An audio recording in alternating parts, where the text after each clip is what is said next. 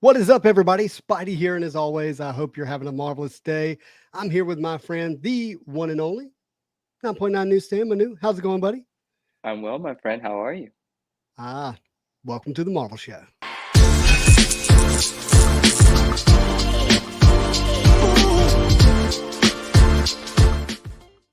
And I'm starting to dig that intro and that music, man. I couldn't hear the music right now, but maybe that's intentional, but I love that intro. It's beautiful, it's quick, it's just Oh, everything it's supposed to be. sweet, sweet, man. Yeah. Hey, you had a good day? I had a good day. I'm a little under the weather. How are you? But I mean, everything's fine. It just from time to time it happens. But how's everything? hmm I'm good, man. It's been a busy, even busier than normal type of world for me. But Yeah? I'm really happy that we have this time scheduled out to slow down, hang out, and Yeah. talk Marvel. Let's say hello Get to a some few friends. perspective, have some conversation. What did Marvel Madness say? Hey, Joshua. Oh, he's not with us. Yeah, he said good luck with tonight's show. I will be at a sports with my boys. Have to catch the replay. Love what you guys provide for the hobby and community. Same to Well, you, that is, Josh. yeah, same to you. That is quite nice. Diorama Rama Stewart, what's up? Yeah. How about our friend West Coast? He says, hello, my friends. Hello, Dave. I got to tell you something, Justin. Tell me. Dave and I hung out in person. No, don't do that. We Really? did, and we thought Don't be about you jealous. the Don't be entire jealous. Don't time. be jealous. Don't be jealous. No, and you know, and Dave provided perspective. He said, "Well, we all live on the West Coast, so it's Yeah. easier for that to have fallen into place." Yeah. And it wasn't just Dave and I. Guess who else joined us? Tell me. Andrew with the most amazing Instagram page in the world joined us. Oh my goodness, that is so Yeah, cool. I love that. it was so good. They Picture or dropped it off didn't my happen? Picture or it didn't happen? well, the picture on my story where I'm Uh-huh. calling out the scumbag on Instagram I is saw a that. picture that Dave took of me in a very cool phone booth at a comic book store in Berkeley called The Escapist. Very cool. I love that. Yeah. And there are a few other photos, but I have sworn them to secrecy. Our friends Okay. are respecting the code of the Illuminati, and they are not going to publicly present any images of me that just in general because I'm weird that way. Well, what a blessing for them, and, I'll await my turn when it happens. It's gonna Uh, be fun. I was so nervous. I was like, "Oh my gosh, it's like a blind date." And then that's we were right. all fast friends, of course. That I would imagine so. Milfy Yeah. Collectibles, what's up, buddy? Melfi, what's going on? Mark L, hello, hello. Hey, we're gonna talk about Mark L. We'll say hello to a few people first. We've got DO6, Armando. Hey, everyone. Hope you Yo, all had a great day. Yeah. Armando, I saw some messages come in from you, but I haven't been able to get to them. If you want to drop in the chat what that's about, we could even incorporate it into the discussion. Yeah. What's up, Russell? How's it going, man? Mm, Ah, what's up? look at this. Mark says, heck yeah, I'm at a hotel, so hopefully the internet's good enough. I have Spider-Man metal and 3 boxes of Marvel annuals stashed up in the car. This guy's loaded and ready to go. We're gonna have Mark on a little later, open up some boxes. Tonight, Tonight. Yeah. that's amazing. And the car that I hope it's not too hot where you are. I hope the cards are under some shade. It always worries me if they're in a hot car. Well, we'll find out. Hey, Mark, I will get you the link to hop on. I'll send it to your Instagram account here in just a little bit, man. And Linkety we'll linkety. take whatever internet connection you have that we can get. I'm sure it'll be We fine. will work with it, indeed. Captain Crockpot, what's going on, bud? My man. Am I Hello supposed to there. ask, hey, what you got cooking since it's Captain Crockpot? Yeah, I think it's our duty actually. I'm surprised we haven't yet. What have you had cooking this week? Speaking of that. Like actual food? No, we're not talking about actual No, no, food. Like no, stuff. no. Stuff, yeah. Give me some time. I'll get into some. Well, actually, some of it's not too pleasant, but there's just some stuff cooking. That's all. I mean, the highlight was meeting up with Dave and Andrew, to be honest. Yeah, for sure. Yeah. Now, has your eBay been active? Like, have you been, you know, That's funny that you asked that. Dave asked me that too. I mean, yeah, I did some buying. hmm, But not at the frequency as usual. But that's not because I haven't put in the same amount of effort. Things don't always pop up. Opportunities aren't always there, and so it's been a little quieter. I've been monitoring a lot of things, keeping an eye on a lot of price action, and mhm. I did see some interesting stuff go down. But I did miss out on a very cool Stussy card because I was trying to, I was trying to be an opportunist about it, but Mhm, someone else had mhm. different ideas, and it sold Yeah, for. It was the Stussy PSA 10 of the header with the puzzle on the back, puzzle, and yeah. if I remember correctly, PSA 10 went for 271. Hmm. Kind Where of were you a cool. buyer at? 199 ish, Yeah, something like that. Got you. below 200, and after tax, like real close to 200. But it went beyond where I was going to go, so I was happy with that going. Yeah. I mean, part of me kind of wants to talk about some of the market stuff tonight. Not like I super want heavy. to, yeah, not super Yeah. heavy, but yeah, Yeah, jump we'll into get into some some of fun that. stuff. Yeah, RH Midwest Comics, how's it going? my man. Hello, hello. Oh, HH, what up? What up? I said hello, hello. HH said hello, hello, but we were actually saying hello to RH at that time. That's right. Fascinating. Vintage Lord, evening, my friend. Yeah, RMS hello. Collects. Yo, RMS picked up the Mexican version of the Carnage Pepsi Prism card, and it's a PSA 10, and it's incredible. It's unbelievable. This guy. That's Yeah, incredible. yeah. I have the 9. I am definitely second in this situation, but I'm Yep. happy that it's with a family member, if you will. Yep, that's right. Hmm. Steve Dog, how's it going, my friend? My man. Meeting of the Mega Minds. Not sure about that, but the Illuminati works. I love it. Who said that? Dave said that. Oh, what's up, Dave? Oh, yeah, yeah, yeah. Let's go back to the Marvel cards. I like that one. Vector No brand. Craft, There what we go. up? I left that up from Sunday. Victor Craft, my buddy. What's up, Yo, Richard? Without Richard, a lot of this stuff that I've been doing lately doesn't happen. So that's cool. sure. Yeah, definitely. Um, West Coast, the Aces had a blast meeting in real life. Yeah, it was fun. It was really fun. New Jersey card collector, my first time home when you guys are live. Hey guys, enjoy your conversation. Well, man, what an honor to have you here live. Yeah, I'm glad that you made it, and congrats on your first signed Todd McFarlane CGC card. It's Mm, incredible. I don't know that you're a busy guy, so I don't know that you've seen the post yet, but hopefully you do mm, see it. It's a lovely card, and the image is mhm. the image from the Spider-Man Wolverine comic book. That Oh, okay. image, yeah, where Yeah, Spidey's at the top, Wolverine's at the bottom. Sick right. image, and he's got a signed one. I was going to say PSA, but Do you CGC. like how big Todd made Wolverines? I love What do you Todd's call it? Wolverine. I've Yeah, never had a criticism. So whatever he's done, I am definitely in agreement with it. there we go. Yeah. Dio6 says someone is two-timing Justin behind his back. I'm used to it, unfortunately. Well, at least it's still just with Dave. The first time I Well, cheated, it yeah. was with Dave, and I'm still stepping out with Dave. This is not an open relationship. I told you I want exclusivity. 2023, where are rules?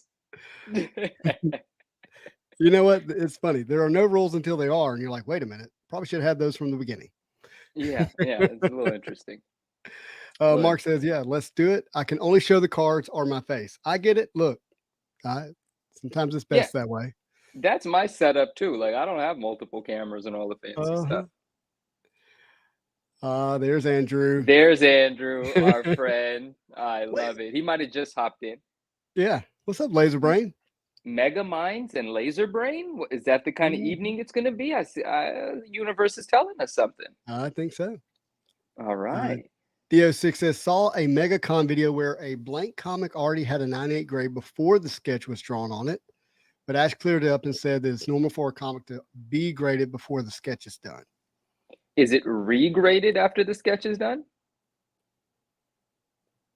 Seems seems a little sketchy. I like that. I mean, but if it's not regraded, mhm. that's kind of fraudulent. Well, this is coming from a guy who doesn't grade comic books or know what that goes into it, so know Yeah. that. But I mean, the whole book's graded, right? They go inside and out. It's not just the cover. Uh. I'm asking the question. Oh, okay. Yeah. Well, they say, but they do Okay, not. yeah, But let's they just assume say. they're doing it correctly for this Okay. Then they go through the conversation. whole book. Yep. Yeah, and so at that point, the surface has been graded. Hmm. So I guess this, like, the idea is like, okay, we're not going to regrade the surface because now it's being sketched or whatever. Yeah, but Remark. what if it's mishandled? What if there's a spine stress introduced as the artist moves it around to get Well, whatever he I guess needs to that's get my done? point. Do you go back and regrade the whole book though at that point, or do you just regrade the outside. I don't think there should be an idea of a partial regrade. I think a Mhm. regrade is a regrade, and they don't do it accurately anyway. But they should be doing it the same way anytime they regrade it. There Mhm. shouldn't. Yeah, a regrade is a regrade. You should go through the entire process. I mean, and let's not kid around. It's not like they spend a half an hour on a book. They grade a book in 2 minutes and it's over with. They're doing 1,000 books a day. Yeah, An individual is, you know. got you. I mean, the artist could definitely mishandle the book and damage it. Oh, of course, it doesn't mean it's an intentional thing. That's just he's the artist is drawing something. You know, you might be in your drawing zone, not worried about the corner. Yeah, You're making art. got you. Andrew Parkman says, I have another cover card in a PSA 10. I have another cover card. What Mhm. cover card? I want to know.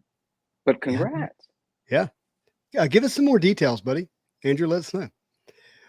Marvelous Cards and Collectibles says, hey, fellow Marvel addicts. Speaking of Marvel Hello, addicts, hello. Yeah, I know you haven't seen Guardians of the Galaxy, but that released this past week it on did. Thursday. Yeah, What yeah, have you indeed. seen or heard? What do you know? Um, I think all I've heard is just like in passing, people saying they loved the movie. Mhm. That's it. I don't know Yeah. anything else.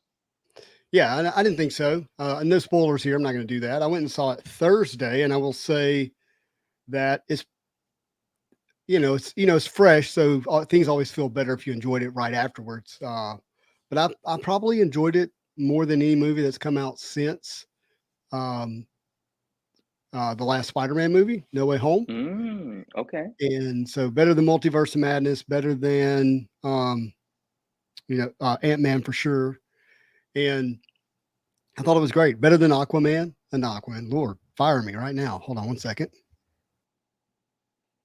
Hi, everybody. Hello. Justin, come. Did you hear what I said?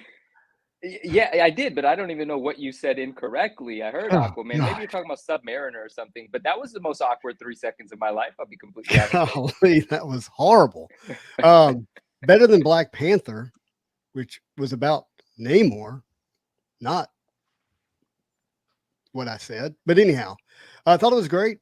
It was a difficult movie to watch. My daughter has cried multiple times just watching some of the previews. So it's a heavy movie. It's got a lot going on. Oh, Mhm. okay. Yep. Laserbrain says Aquamanu. No idea why that came out, but It's actually quite fortuitous that this conversation's happening because a friend of ours, Alex Algons, he Mhm. tagged me in Joshua Comics. Joshua Comics had a reel going around today that said, you know, who's better, who's better, or who's more liked. I don't remember, Aquaman or Submariner. And Alex jokingly tagged me and said, Submariner's Manu's all-time favorite character because he's not. And my response to that was.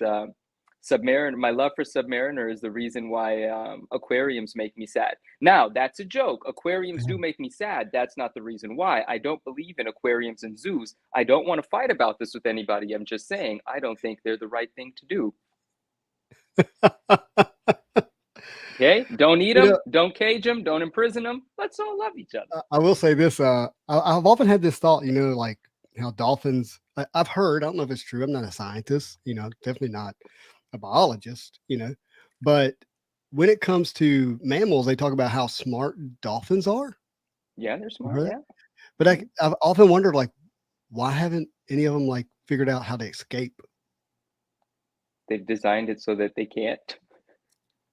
I thought they were like the smartest. Well, it's not like they know how to unlock doors that are bolted shut. What do you mean?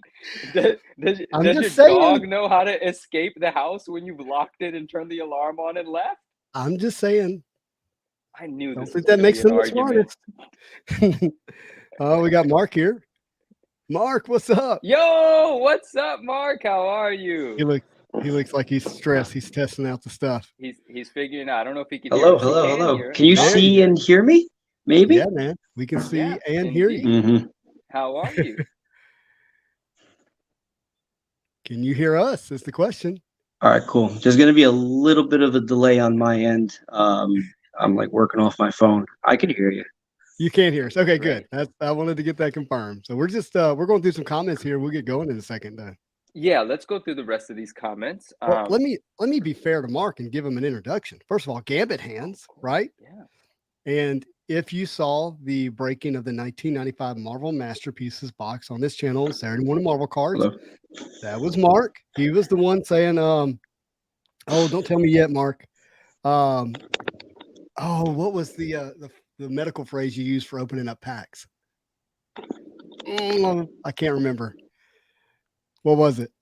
I'm curious. That's your hint. That was my hint. It's finger fracture. Finger fracture. That's what it was. He kept saying, "Hey, you got to finger fracture these," and he was ripping packs. It was I awesome. gotcha. So everybody, Mark here is a doctor. This guy knows his way around trauma. Oh yeah, Mark. Thank you for taking my side on the Q-tips. Yes, see, that's exactly right. You did. You do remember. And as this morning, I was like, "Dang, Mark, I just enjoyed this part." You can still hear us though, so that's a good sign. Yeah, it is. It is. I try to be cautious. Dave says, I've seen a dolphin write an entire novel and then cook a 5-course dinner. Seems pretty smart to me. I remember that. I saw that. I was there with you, Dave. You were there with him? All right, let's hop back over here really quickly. West Coast said, I bought a pretty expensive vintage Marvel card box this weekend. Still unsure what I'm doing with it. We know what you're doing with it, Mr. West Coast. We know that box is getting open. Card and Comic Freak says, hello. Hey, Spidey and Manu. Hello, my friend. How are you? What's Cody saying here? People say it's weird that Manu doesn't watch the MCU films and shows, but it's even weirder that 40-year-old men feel obligated to watch everything, even if it's bad or made for teen girls. Whoa, I did not. Cody, I love that. Cody, I like that message. I like you're stirring up some stuff, Cody, but I'm on your team. I'm gonna have to call you. This feels like specifically written to get Manu to like you, and I feel like it might be weird that you might want another man. Really appreciate what you're saying. Cody, you triggered Justin, and that means what you said worked. All right, because that defensive characteristic that just came out means you did your job, Cody. And I liked you far before this. Just like we need the guy on the Marvel show to watch at least one Marvel movie, not all of them, just one of them. I'm not going to say what I watched because I'm not going to. But that's funny. That's funny stuff. It's good stuff. Thank you, sir. Love the Todd Otto and New Jersey Card Collector says. VP Trading, not sure exactly what the thumbnail is all about, but I'm stoked. Well, it is a sick image.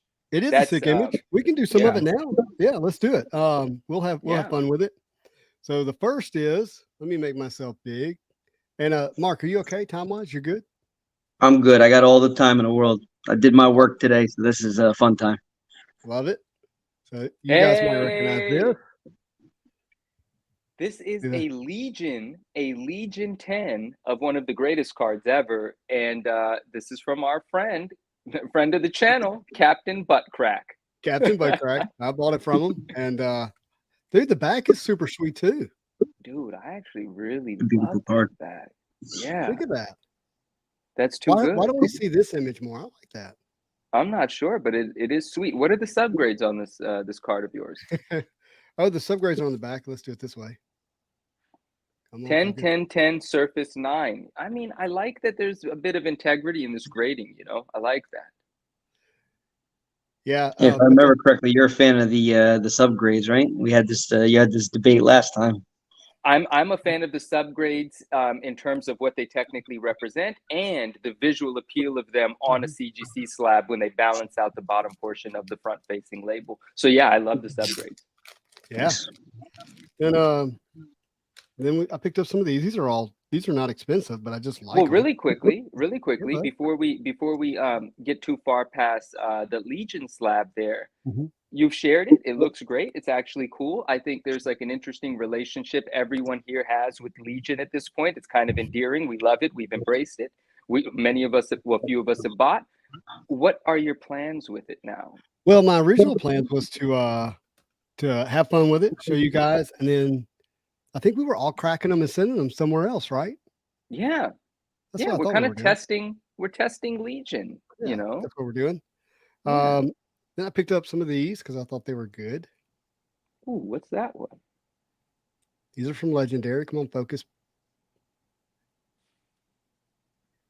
Come on. Am I right to be scared of this image? Is there something very odd about it? I can't quite tell. I don't know why it's not focusing. So let's take it out of the sleeve and maybe that'll help.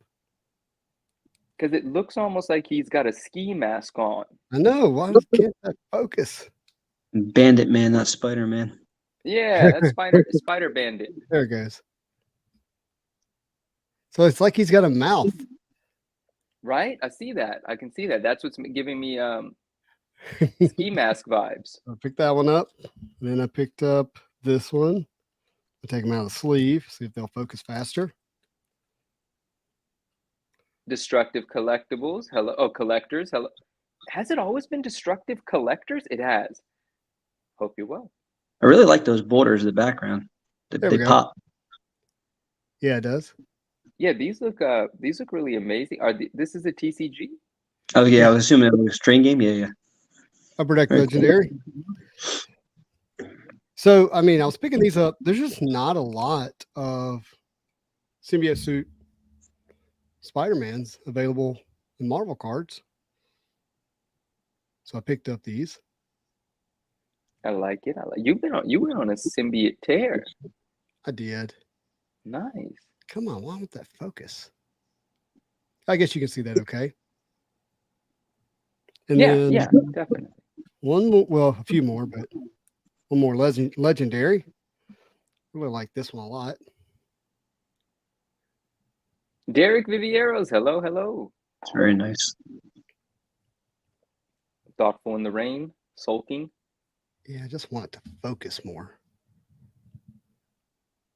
But yeah, that was pretty cool. And then I picked up, let me get this, it's got tape on it. Let me get the tape off. Marvelous Pack says, compliment Legion and then crack the slab. Okay, a little bit of sarcasm there. We're testing him, but we've purchased, meaning he's been paid. And so yeah, we get to have some fun. Job is done. Yeah. And he's got a whole lot of press from the channel, more than I'd imagine he's gotten before. So I feel like we're on the right side of things here in terms of in his book. Yeah.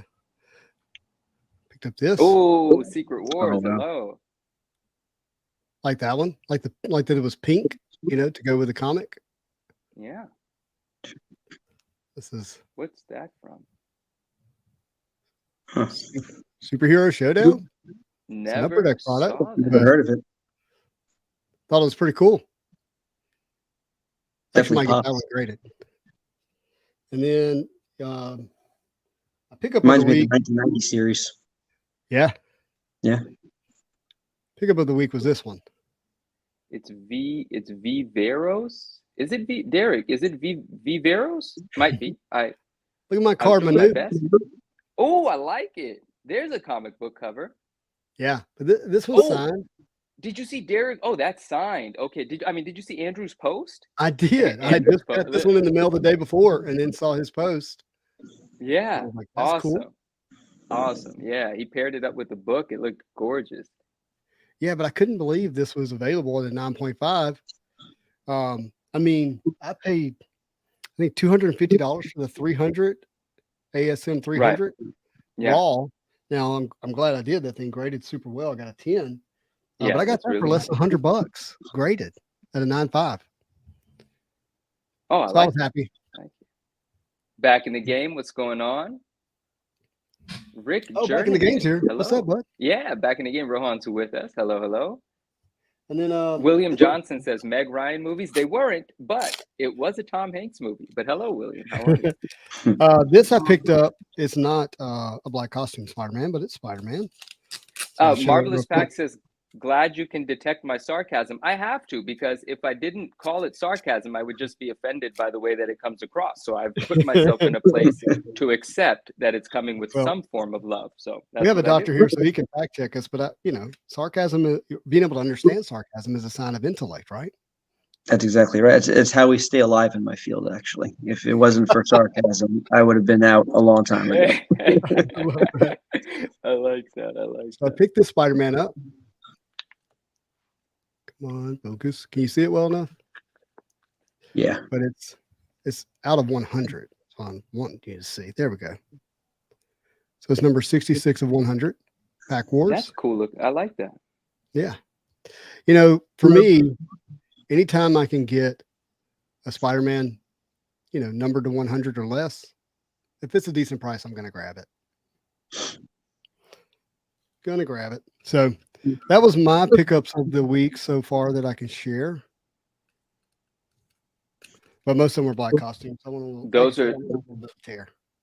Those pickups had a special place in my heart. There's a whole lot of symbiote there. Yeah. And I really like that. I don't have any new. Well, I do.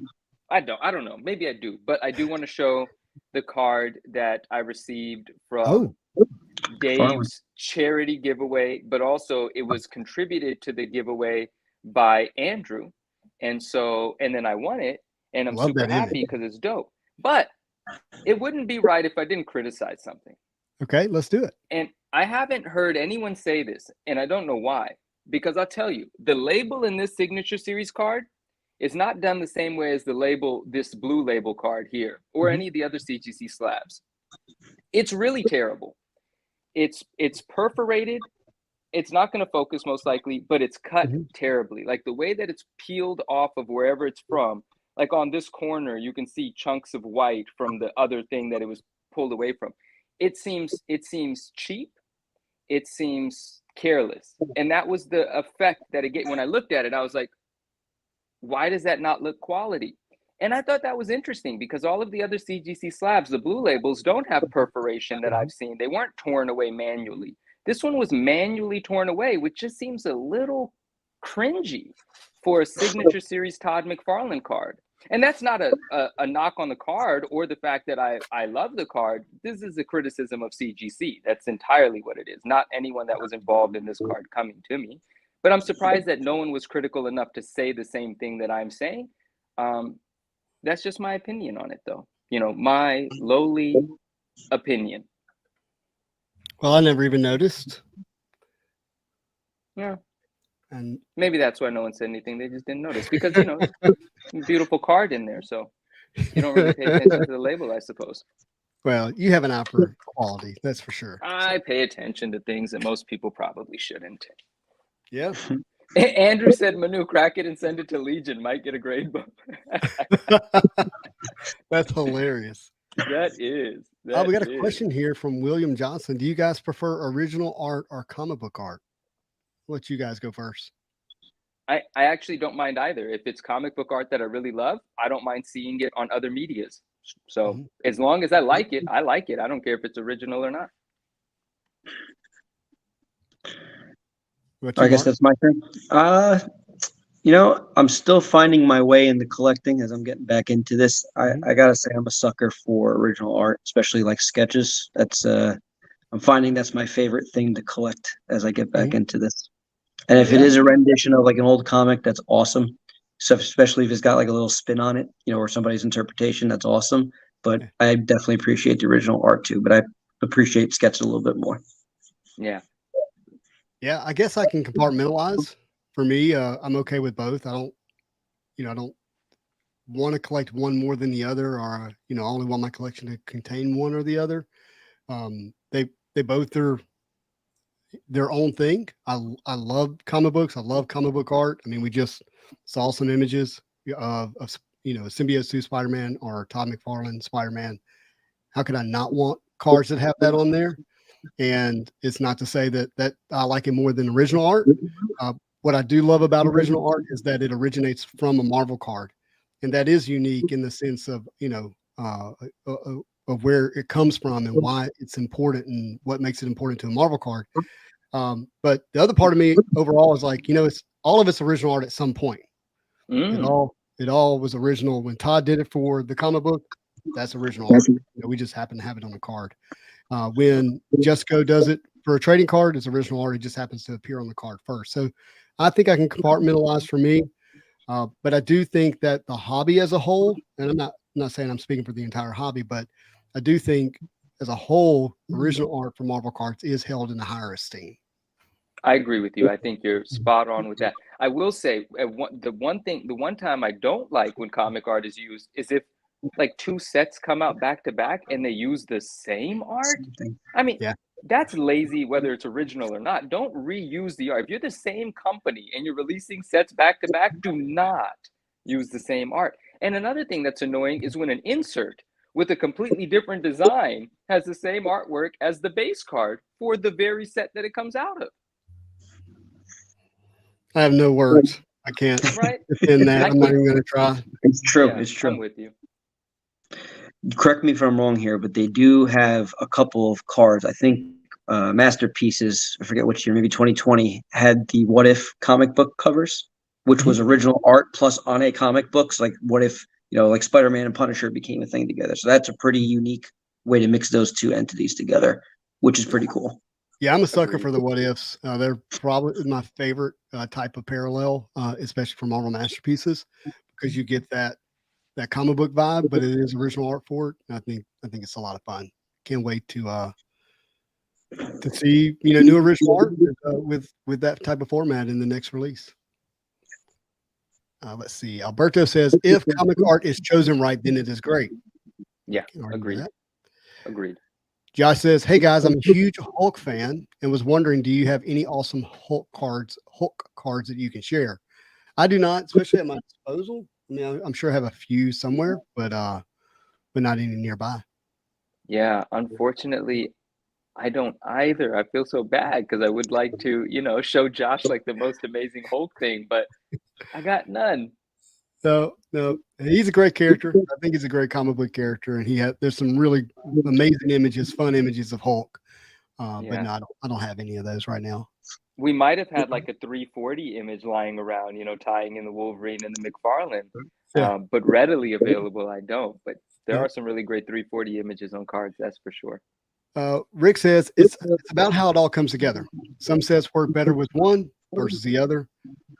Yeah, I get it, and I like that we have both of them. I like we get the option. If Marvel cards was only original art, I would wish we could get some comic images on there, and then vice versa. Derek says, I agree, or use the same art too much. Generally, though original art is more preferred, I think it would be cool to see modern artists paying homage to legendary artists. Yeah. It's funny. Yeah. Sorry. It's funny you say that. In 2016, when that set came out, Marvel Masterpieces, Upper Deck demanded that the sketch artist, every sketch card would have to pay homage to a Joe Jusko painting or piece of art that he had did, previously. So if you have any of those sketch cards, you'll see on the back it says, homage to 1993 Marvel Masterpiece 2099, and it might be another character, but in that pose. Does that make sense? Yeah. That's awesome, actually. Collectors hated it. Absolutely hated it. There were many Marvel card collectors at that time that completely skipped on buying into 2016 Masterpieces because they were so mad that the sketches were not, they didn't allow the artists who were sketching the sketch cards to do what they wanted with their own creativity, that they had to tie it into Joe's art. And so they didn't even buy into it. Isn't that fascinating? Yeah. It is. It's people, this ebbs and flows in why people think the way they think and why they collect the way they collect. William's got a follow-up question. Do you guys think they will do well with Mephisto and Ghost Rider in the MCU? Man, if they do it right, yeah, 1,000%. I like that answer. I don't know anything about Mephisto, but well, he's the devil for the awesome. MCU. That's like the easiest way to say it. Right. That's what he looks like. Mm-hmm. Yeah. He has a long history. There's a lot of characters connected to him. So I think if they do, portray him as wicked and evil and the devil, and they do it right, and they don't, I don't know, misrepresent that, I think it would be good. And what I say by misrepresented, try to I'm thinking of what if they just have, Mephisto as a human character the whole time? Like, oh yeah, I wouldn't like that. Yeah. Yeah. So Mark, what do you have to open for us tonight? Well, I guess since we're on this spider theme, of course, I'm gonna try to switch the cam, but hold on, I gotta figure that part out real quick. While Well, you do that, I do want to highlight this comment from a name that I'm going to do my best to pronounce. Apocrack. Come, you're going to have to help me, my friend. I'm so sorry. But he or she says, recently found you, watched your 1 year video. Awesome stuff.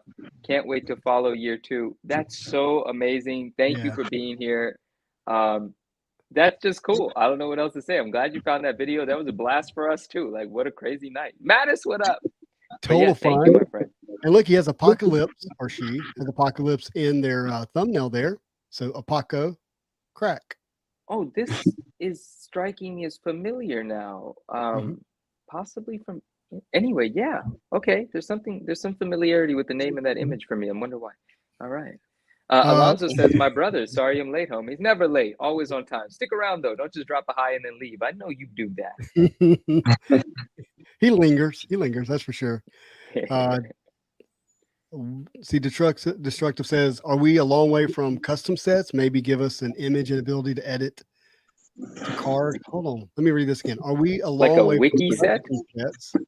Maybe give us image and ability to edit image to cards online and then send to us.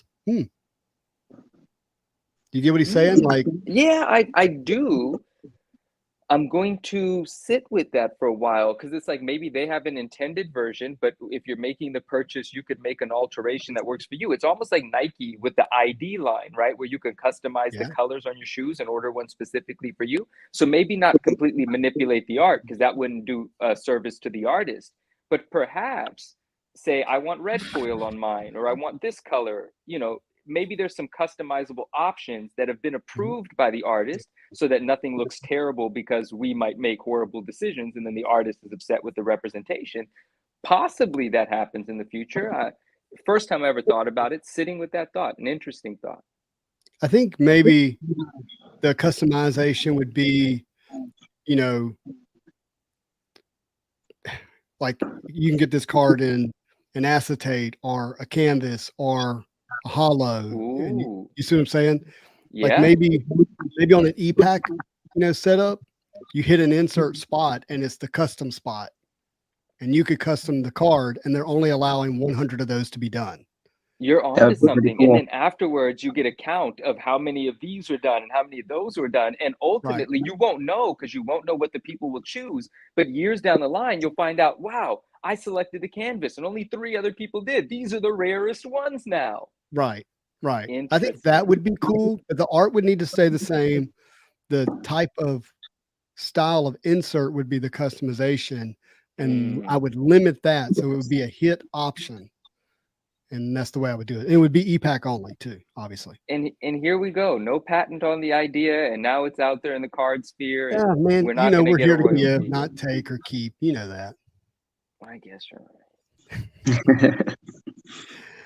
All right, Mark, we don't want to hold you up, man. Keep having fun. No, sorry, Mark. This is your show. I want to, just enjoy the ride and hear what you all have to say. I don't even know. Is this lighting good enough for you? It is, man.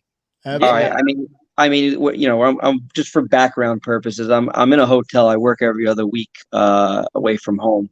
That's what I've done for my job now for good family time.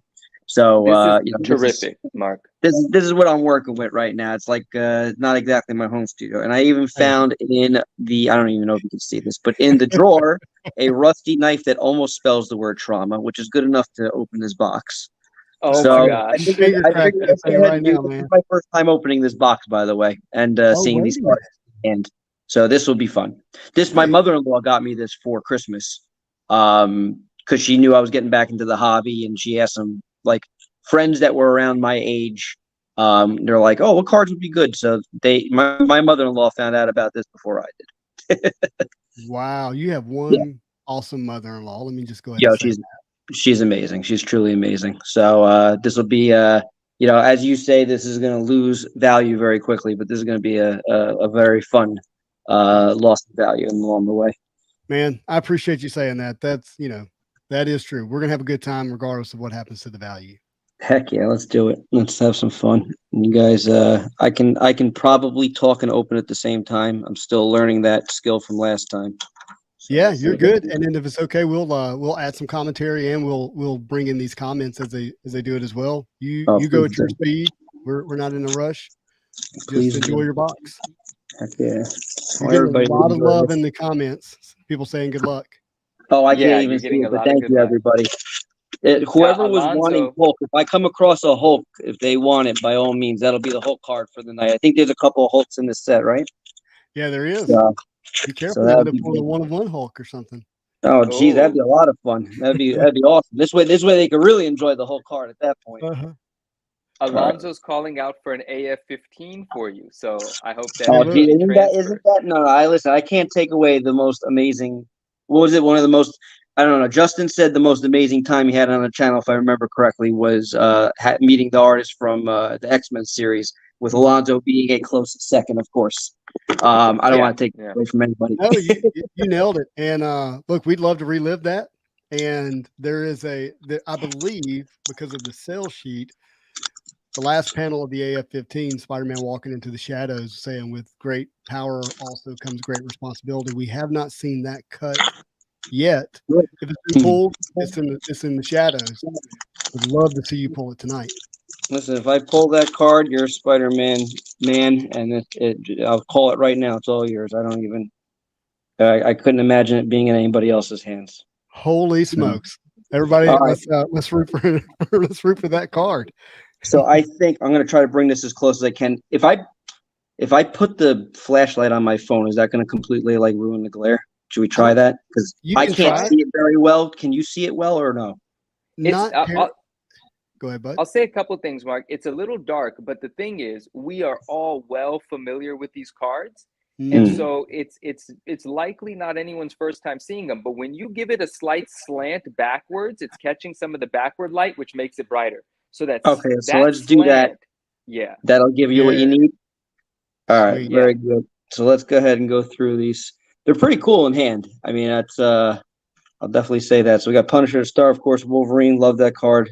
That's one of Yeah. my Wait, this is your favorite. first time opening this box? First time opening the box and having them like in hand, but I've seen plenty of people open boxes, so I'm very Oh, familiar with the snap. art. Yeah. So Okay, this dope. is good. It's all fun. All right, we got Very Ronan. We got good old Morbius, and if I remember correctly, the last two cards are Yes, going to that's be your hit spot right there. the The fifth spots. Like card. we got our high series Jessica Jones and our high series Miss Marvel, right? So the fifth and sixth cards, the fifth one being usually like the chase hit. Yeah, that's All right. right, cool. Let me get to a comment here real quick. We got one man Curious about fraction. this. Wait, one man reaction fraction. This is Matt Bible, who is from the non-sport. I think he's saying non-sport update Beckett magazine, which we've highlighted that Oh, magazine many times here on the channel. So very thank you cool. for that. Ready for my next issue. He says, great stuff. I was curious where you see Fantastic Four cards going in a couple of years, leading into the film and Secret Wars, hot or not? That's a really good question. During the height, like during the craze of Marvel cards, when people were, paying, insane amounts of money for some cards, what we noticed is, Fantastic Four had been banned, but there were some inserts that actually did pretty well. I think the thing that always hurts Fantastic Four from a trading card set is that's a group. It's not just necessarily one character that people collect, like Spider-Man or Wolverine or Venom, but it's the whole group of Fantastic Four. And I think that limits the amount of dollars that people can spend towards one of the characters, like just collecting Human Torch or just collecting Mr. Fantastic. And so I think that's going to continue to put a little bit it's going to throttle where those cards could go in comparison to single character cards of other popular characters. But I do think that, because they've been banned, they have not been in sets. We'll start getting them in. Well, I think we may have some in annual. I can't remember, but then we'll start getting them also in beginnings, and then maybe in some of the bigger sets like masterpieces and premiere. That more people go, hey, look, I actually really have an affinity towards the Fantastic Four and can collect them. And certainly the movies are not going to hurt that. But I can't see it going crazy because, like I said, you got four characters. So if you want, most people are going to collect them together as a group, I think. Brother, I've got nothing to add to that. That was the answer. Okay. Awesome. All right, Mark, did you see something in that pack and set it aside? Is that what I saw? I didn't set it aside, but I again, I don't know exactly what that is, but that might be a red PMG, I think. Okay, You, we'll you come know back. better than I do. Here, I'll give it a little tease. Is that it? Yeah. Yeah, you want to set it Oh. aside for later? No, man, enjoy it. Oh boy. All right. Listen, it's like I wasn't expecting that to happen so soon. There's a little Spidey head at least for you. Yes, sir. Very Cosmic Spidey. nice. Scarlet Witch, Doc Ock. We'll go to the other one first. So that's a high series Shriek. Let's see what this is. We ready? I'm ready, buddy. Oh, Ooh, Crime Master. That's probably a troll, I would think, right? yeah, the Crime Master. Yeah, The Crime Master. That's all right, though. It's 29 out of 100. very cool. Red PMG Cool. out of the second pack. Second Wow. pack. No, that's kind of crazy. It's in Hey, decent condition. How do you too. like I'm gonna put- the foiling on that? It's really beautiful. It's It it's more shiny in person than I anticipated it would be. Very Yeah. nice. Very cool. Sure. I like the art regardless. I don't really care, if it's not a popular character per se, but the art itself is always beautiful. That's what I really, really like about it anyway. Very cool. All right, I'm gonna sleeve it in a little while, but it's somewhere safe on the side for now. Very cool. Very nice. Now I don't you- really know too much about Crime Master, to be very honest. So Yeah, it'd be me neither, man. That's for sure. You should still have an insert, and then of course you have your palladium and your grandioses and golds. Yeah, all right, cool. So yeah. The box has the correct collation. that's exactly right. I'm struggling here to get these packs open. I should have got a scissor, but there's no scissors in the drawer in the hotel room, So- unfortunately. What I would do on those packs is I would take my left hand, hold the sides of the cards, like Mhm. like steady? the other way. Like, can you see my hand? Mhm. Like this. Like this. Like this is the pack, Ah, gotcha. Okay. and then peel from the top. It's all right. I'm embarrassing Yeah. myself here. Do your thumb a little higher. A little higher than that. Let's Yeah, see. like this. And then Doesn't want to go. yeah, I don't know. There's All a right. trick to it. You'll figure it out. I'll figure it out in time. These are definitely well packaged. I'll give them that. The first two worked. Ah, there we go. We got it. Yeah, it might be just that pack. Let's hope so. Good. Let's say it's likely my finger. Oh, All right. So what do we got here? Shadow box. yeah, you do. There you go. Mayday Parker. Very nice. Mayday Parker. I don't think that's I know it's not a super short print. I don't think it is. What's the It's number? very, it's very thick. I don't know. Let's take a look. SS18. Yeah, I think it's a short print. Can't Very remember nice. this as well as I did it one time. That's very cool. It's very thick. It's like the entire pack of cards. Yeah. Yeah, essentially they threw one in there in the back. There's Spider-Man's high series. There we It's go. very nice. At least they kept the theme the same in the box. Mhm. That's very cool though. I like how they did this. It's almost like he's sitting in there like three-dimensional. It's pretty cool. Yeah. Very cool. Maybe that was why the pack was so hard to open. I'm gonna go with it being me though. See, that one opened a lot easier for what it's worth. These nuts. Good evening. Alrighty. Oh, look at Dave. Dave saying So that. many Spidey hits, man. I'm telling you. Oh yeah. What did Dave say? Well, he's answering the question of what's a comic cut, or for the AF-15 comic cut that was mentioned earlier. And he says, yeah, it's just another kind of trend that exists since sports cards have been cutting game use jerseys and equipment for 20 years and placing them on a card. That's Spider Punk. He's like purple in the background. Yeah, I really like that one. That's just That's basic. very cool. Very nice. I like the tint to it. It's very nice. Mhm. And then Peter Porker. We're getting Spidey hits left and right. I think it was appropriate that I opened this box tonight. Yes, sir. I swear it was not planned this way. You didn't even know I was going to reach out to you. No, I had no idea. I was just going to sit down and eat dinner and enjoy the show. So this is a nice little bonus. Thank you again. Well, I appreciate you hanging out with us tonight. That's for sure. Oh, anytime. It's my pleasure. In fact, I actually owe you an apology. I might as well do it publicly. What's that?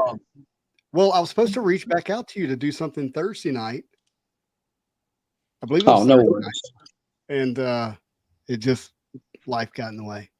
It's all good. I figured my daughter ended up getting a little sick last week. She's fine now, but it worked out for the best. I had to help my wife take care of her, so it worked out just fine. But I appreciate the apology nonetheless.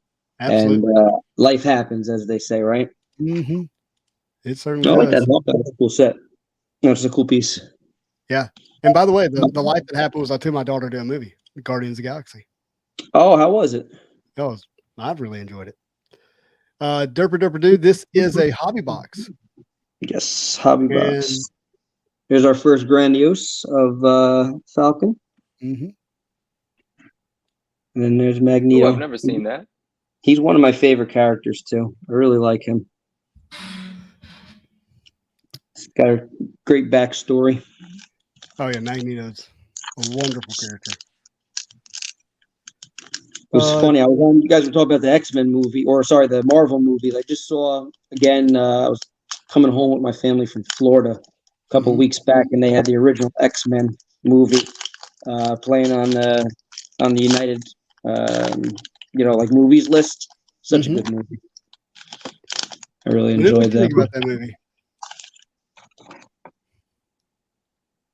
So, someone said me? Hey? Yeah, I'm just messing with you. You said the first X-Men movie was a good movie. I said, what did you think about it? The first X-Men movie? Yeah, I think it was. That was such a long time ago. What is Yeah, it that was a movie? while 20 back. years old now. It's got to I be. don't even remember it. What's up, Freddie? Freddie's here. He says hello. Yo, what's going on? What's going on? Did you see D's Nuts comment? He said, "Oh, you did. You had it on the screen." He said, "I high-key felt lost missing last week's episode." That warms my heart. Yeah. You know, I appreciate that. That means we've become a part of your life. Well, These Nuts, I gotta tell you, you've become a part of ours. That's exactly right. I mean, look, these nuts have been a part of my life for a long time. That's hilarious. That is hilarious. Make sure they stick with you. You set it up. It's your fault. I know. I knew what I was doing. Jerpa says, "Oh, next time DACA has them on sale, I've been thinking of picking one up again." Oh, speaking of Spidey Metal, I assume. You know, Yeah. there was a comic show not too far away from here this weekend. A company called Shortboxed. Shortboxed is an app to buy and sell comic books. You know, clean interface, clean brand altogether. Local operation, and well, you know, they're soon to be a huge. I think they are a huge deal, but they had their first convention, and nice I was gonna go. Oh yeah, that is a nice one. It's beautiful. And I bought a ticket. I bought a ticket. I was going to go, so on and so forth. I didn't make it ultimately because I ended up hanging out with Dave and Andrew, which was a better decision because it felt better.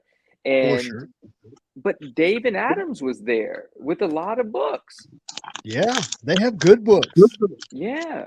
What happens is I see it. I could be wrong. I haven't talked to anybody directly, but just as I see it, you know, you have these sports card collectors who spend big money, end up buying big books, getting tired of them. They just send them to Dave and Adams. That might be what happens because they had some. Yeah, makes sense. Or, you know, inherit grandpa's collection, have big books with sports cards, sell it all to Dave and Adams. Sure. They're familiar with Dave and Adams. They know who to sell cards to, not necessarily who to sell multi-$1,000 books to. So that's their familiarity and resource. Yeah. I want to use Derpa's comment to actually have a conversation about Marvel masterpieces. Is that okay? Yeah. And look, hey, Mark, keep enjoying your cards if you want to point something out to us. Yeah, I'll just keep going through. I'm listening to you guys. I'm just going through this as I go, enjoying the art as I go. So, Dave and Adams currently has Spider-Man metal boxes for under $400 a box, right? At the time that Spider-Man metal was released physically, those boxes were hitting $700 plus a box. Manu, you with me? I am. And I just wanted, I want people to remember that. So when future sets come out and the excitement builds, the peak of pricing is going to be at release and shortly after, then EPAC's going to happen. and then there's going to be, generally a fall that happens. And so we're September is when that late August, 1st September is when that was released. We're now here May, and we're seeing those prices come down quite a bit. Yeah. And look, if you're gonna spend a lot of money just to have fun with a box, that's fine. But be mindful that you're likely going to be able to get it cheaper at some point down the road. And you're going to feel like that's not possible with masterpieces as well. And I can't say that it will or won't. Like, if Marvel Masterpieces follows the same print run that they've done historically, and when I say historically, I mean 2016, 18, and 2020, meaning that you're going to have a 90 card base set. That base set's going to have tier 1 cards that are $19.99, nearly $2,000 each, until the tier 4s, which are $99 each. And then you're going to have the parallels from there, Gold Sig and What Ifs, or you're going to have a different print run, but not as much. We're probably looking at somewhere around, I don't know what the exact math would be, but 1,100 cases, something like that. So there's going to be a thought that it's going to be limited where you're going to miss out, but a lot of people are going to be buying to sell at some point. And so I think that you're going to want to be patient and not overpay if you're not able to pre-order early on, and then be patient for EPAC. So you're not paying $700 and you can get stuff cheaper on EPAC at almost half the price, maybe. So just be careful when it comes out, and remember the tale of Spider-Man metal. The tale of Spidey metal. Mm-hmm. That's good advice, Justin. Yeah, I haven't delved into EPAC yet, so I'm gonna just watch and learn from what other people do over the years before I really get into it, because it can be scary. Please do, continue to be cautious. As people know, I personally avoided Spider-Man metal and EPAC as much as I love the set and enjoy Spider-Man cards. The $475 price tag was just too much for me, but it was still cheaper than $700. This is the last pack. I put that Hulk aside for whoever wants Hulk. And that was promise if you got a Hulk, it could go to the person if they don't already have it. I think you need to write a sea shanty called The Tale of Spider-Man Metal. What's a sea shanty? Have no idea. All right. Well, that's nice, Noel. Yeah, he's becoming very popular as of the new rendition, right? He's making his way up the chain, so to speak. Yeah, he sure is, man. So that was cool. That was fun. So we have just to recap real quick. I'll put them side by side, and then I'll sleeve them. Trying to be careful here. Songs that sailors sing. Did you get 2 grade yet? Yeah, you got the Falcon. I got yeah, exactly. The Mayday Parker. You said that was a short print. I'll check the checklist later. The Green Goblin, the Null, and then there was a Grandiose somewhere. It ended up somewhere in the other pile. So that was fun. Very, very nice box. It's cool art. It's I actually personally would say I like 95's metal better. I like I like it a lot better. But this is the art on this is pretty awesome. Thank you. Yeah, no, I agree. Real quick. So William says $6.50 a box in Australia. And Rick says good info, but do you see the prices jumping in the future as these become more rare? Look, the way seal boxes work as I see it is, here we got Mark just opened a box. So the population just dropped, right? And that population will continue to drop. And as that population drops, seal product will eventually, go back up. That happens, but it takes time. You got to be willing to sit on product for years, really, before you can really start to predict where those prices should stay and then, where they'll go. So they're going to become more expensive. I don't see how that doesn't happen, especially when you have breaking such as, sorry, Mark, keeping on the big screen there. When you have breaking being as popular as it is, and that's only going to continue to grow. I don't see that slowing down anytime soon. So I definitely think that seal product becomes more and more expensive. You know, what's another something to consider there, which I hadn't really thought about until right now, is it is easy to say that as you open up a box, the population of the boxes reduce, the population of the cards increase. The interesting thing that happens when the population of the cards increase is the pop report increases, which can have a negative effect on the values of the cards in their graded form. And the values of the graded cards actually have an effect on what a box costs. So even if the boxes are actually going down in number, the prices of the cards could be negatively affected, which would then negatively affect the box of the cards. So there's actually no guarantee that that's how that plays out. Well, and there's one third element to add to that is that if there's the perception that there's a big card still that hasn't been hit, like Yeah. at the number 76 Spider-Man 1 of 1, which we still hadn't seen, which based on the breakdown of where 1 of 1 show up between e-pack and physical, a lot of people believe that's in the physical box. I'm not saying it is. I'm not guaranteeing that. Don't hear that. I'm saying that's what people think. If that card pops up, then people stop chasing it necessarily, and so that becomes part of it as well. Yeah, I was going to bring that up. That is the huge unknown, is that we rely on what's publicly reported, and that's all we can rely on at that point. Yeah, it's interesting. And These Nuts is right. He says as long as there's a high enough demand, a high pop count shouldn't affect too much, and that's true. Well, think about absolutely true. As long as the demand. Marvel Metal, 1995. I don't know how many boxes. I've had people tell me there was about 90,000 they think made, which is a lot. And those boxes are still selling for well over $1,000 right now. We're talking about, in 95, those boxes probably cost less than $50. Yeah.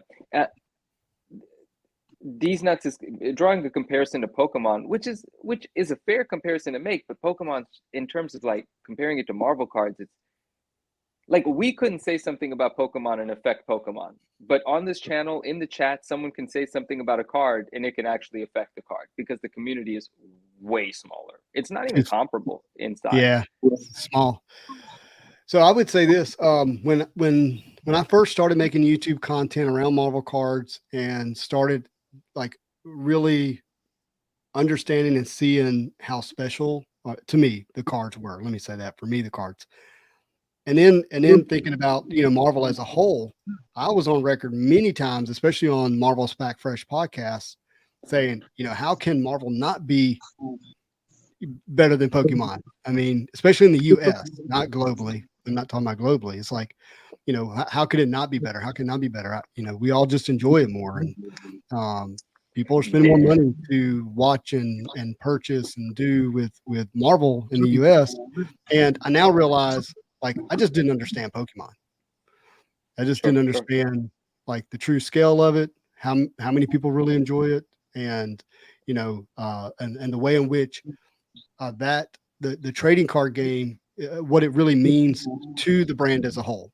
Where Marvel was comic book first, TV shows and then movies, and then there, and of course all the Marvel cards have sprinkled throughout history, and then the 90s became really popular. But we're not the reason it really exists.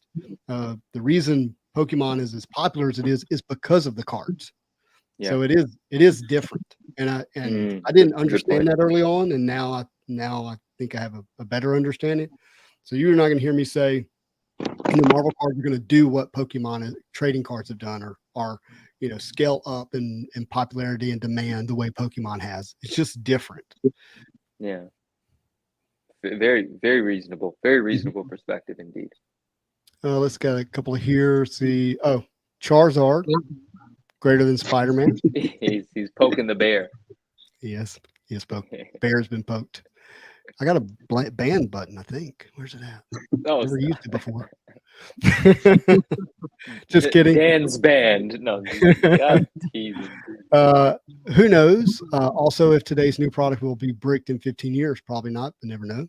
Yeah, bricking is a part of it too. The price of a 92 Marvel Masterpieces box is far more than a box of 93, which bricks significantly, is well known for bricking.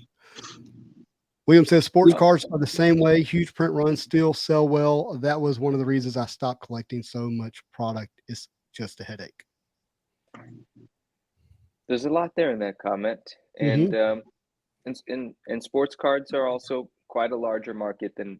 I mean, Marvel's just a small corner of the card thing, very very tiny little corner, and you could kind of map out every collector that's kind of got a big collection, and that's how you know it's tiny. Yeah. Yeah. Oh, my dad said, hit the like button. That was nice of my dad. Yeah. Thank you, Dad. Yeah, thank He you. also is letting everyone know I'm going to be 40 this year. Appreciate that. Hey, happy 40. Happy 40.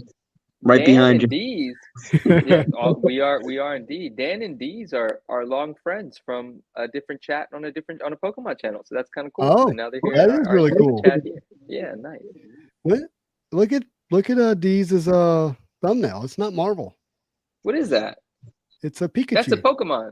That's A That's Pokemon. not Pikachu. That's Pikachu. That No, ain't I'm no kidding. Pikachu. That's Aquaman. Oh, that's Aquaman. Yeah. Neo said something hilarious. Neo had a really insightful video. I mean, things that we talk about, but Neo just vocalized it so beautifully for the entire video. The title of the video was "Did Money Ruin the Card Hobby?" or something along those lines. And it was honest. It was the way that discussion is supposed to happen. And he poked a little fun at Pokemon in there, and I just forgot what he said. But he was like, the Charizard or the Pokazard or whatever he said. It was just funny, That's hilarious. I love that. That was a really good video, though. It's I haven't watched it. I need to check it out. I made a comment on there. Yeah, it was well articulated. Exactly right. I don't know. Did you guys read the book, The Psychology of Money? You ever read that book? I don't know if I've read the book, but I hear about it often. It's a great book, and I'm not going to quote it perfectly, but the first chapter in that book, it's all about how we perceive money and what the reality is. And I think the first chapter really touches on a really cool point, which is like what we perceive of how the world works. Okay, we think a certain way about something, and we get caught in FOMO, whatever phrase you want to use. And that's really like 0.00001% of what's actually happening in the world around us. But to our internal clock, for lack of a better word, that accounts for about 80% of what we think about on a daily basis. So like, let that sink in. What we think is so important monetarily, and how we spend our money and how we think other people are spending their money around us, it's in reality much less than 1% of what's really going on in the world. It's crazy. Wow. Yeah, it's a crazy concept, and it's like backed with science. It's scary. So Mark, how would you take that thought, that concept, that statement, and how would you use that to positively impact the way you think about your purchases or money or whatever that's meant to be? Yeah, no, it's a great question. So I've applied this to my life in a lot of ways, and to answer your question directly, when you purchase something, do it for a reason that's going to make you happy, not the people around you happy, or not what you think other people are going to perceive you as to be happy. You got to do something because you truly want to do it, and you won't regret it down the line. That's what I took away from that. Because if you do it for one of those other reasons, this is what Neil touched on in his video, you're going to regret it. You're going to regret it and be angry at yourself, or you're going to be like, crap, I made a mistake, a big mistake. Yeah.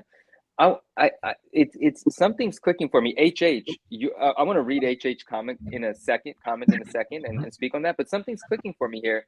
I'm drawing a parallel. It's not exactly the idea, but it's similar. It's like, if you get caught up in material things, you're doing that to appease the public perception of you. Sometimes, a lot of times, right? The car, the clothing, the jewelry, so on and so forth. You give it this significance because you think it adds value to you, because you think someone else is now perceiving you as more valuable because of. Truth is, one of the truths are, nobody cares. Nobody cares. They'll see your car, they'll be like, he's got a nice car. Then they're dealing with their life. It doesn't actually matter at all. You've turned this into this huge thing in your head. I've got to get this so people think of me this way. No one thinks of you. That's the end of that. Live your life, do it for yourself, because everyone's doing their own thing. They don't really care. And I'm getting a little bit of that out of what you said. No, Minnow, you're spot on. It's like if you see somebody, let's say, what's your favorite big name car? Testarossa. What's up there for you? I mean, like right now I'm on my Urus. The Lamborghini Urus is cool to me. The Lambo SUV is really cool to me. Yeah. So let's put this into like a theoretical scenario. You see somebody driving that car down the road, right? Yeah. What are you thinking in your brain? You're like, "Duh, I want to be in that car." You're not thinking about the person driving that car. You don't give a crap about who it is driving that car. Your You instant relate picture it to is like, you. I want to be in that car. I want that car. You know, so it's like, again, so what we've envisioned for ourselves, it's not that you care about who else has it. It's that you want that for yourself. And that's how all of us think. Amazing. You're just like, I would like that. You put it on you, and they You think put it on it's you. being put You on them. internalize. Exactly. I love it. What a cool little segue in this conversation. I love that. Yeah. You've heard me say, Manu, I believe you have, you know, like I have a rule. I don't spend another man's money. Yeah. Like, Yeah. That's a good way to put it. I don't think about, you know, what they're doing, why they're doing it, how they're doing it. Should they do it? Should they not do it? You know, there are a few people that have opened that door and said, hey, I want you to speak into my life in this way. I want you to hold me accountable. There's some relationships I have. They're very intentional, and it's a, you know, it's an agreement. It's expressed, it's vocalized. But outside of that, like I'm not even thinking or worried about how another man's spending his money. Right.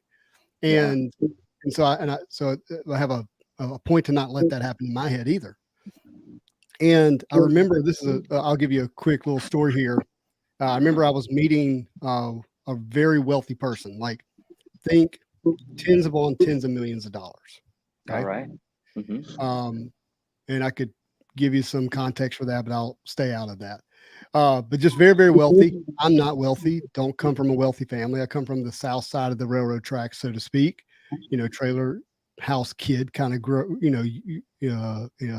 up a lot of the times. And I remember thinking, like, this person is going to figure me out. Like, they're going to figure out that I'm not what they think that I am. And it was on a professional level. We had never met before. We're meeting for the first time. And I was getting dressed, and I was like so worried about what to wear. And I was like, oh, what do I wear? What do I put on? What do I put on? And the Lord just like slapped me. Bam, stop that. And what I heard was, don't let another man dress you.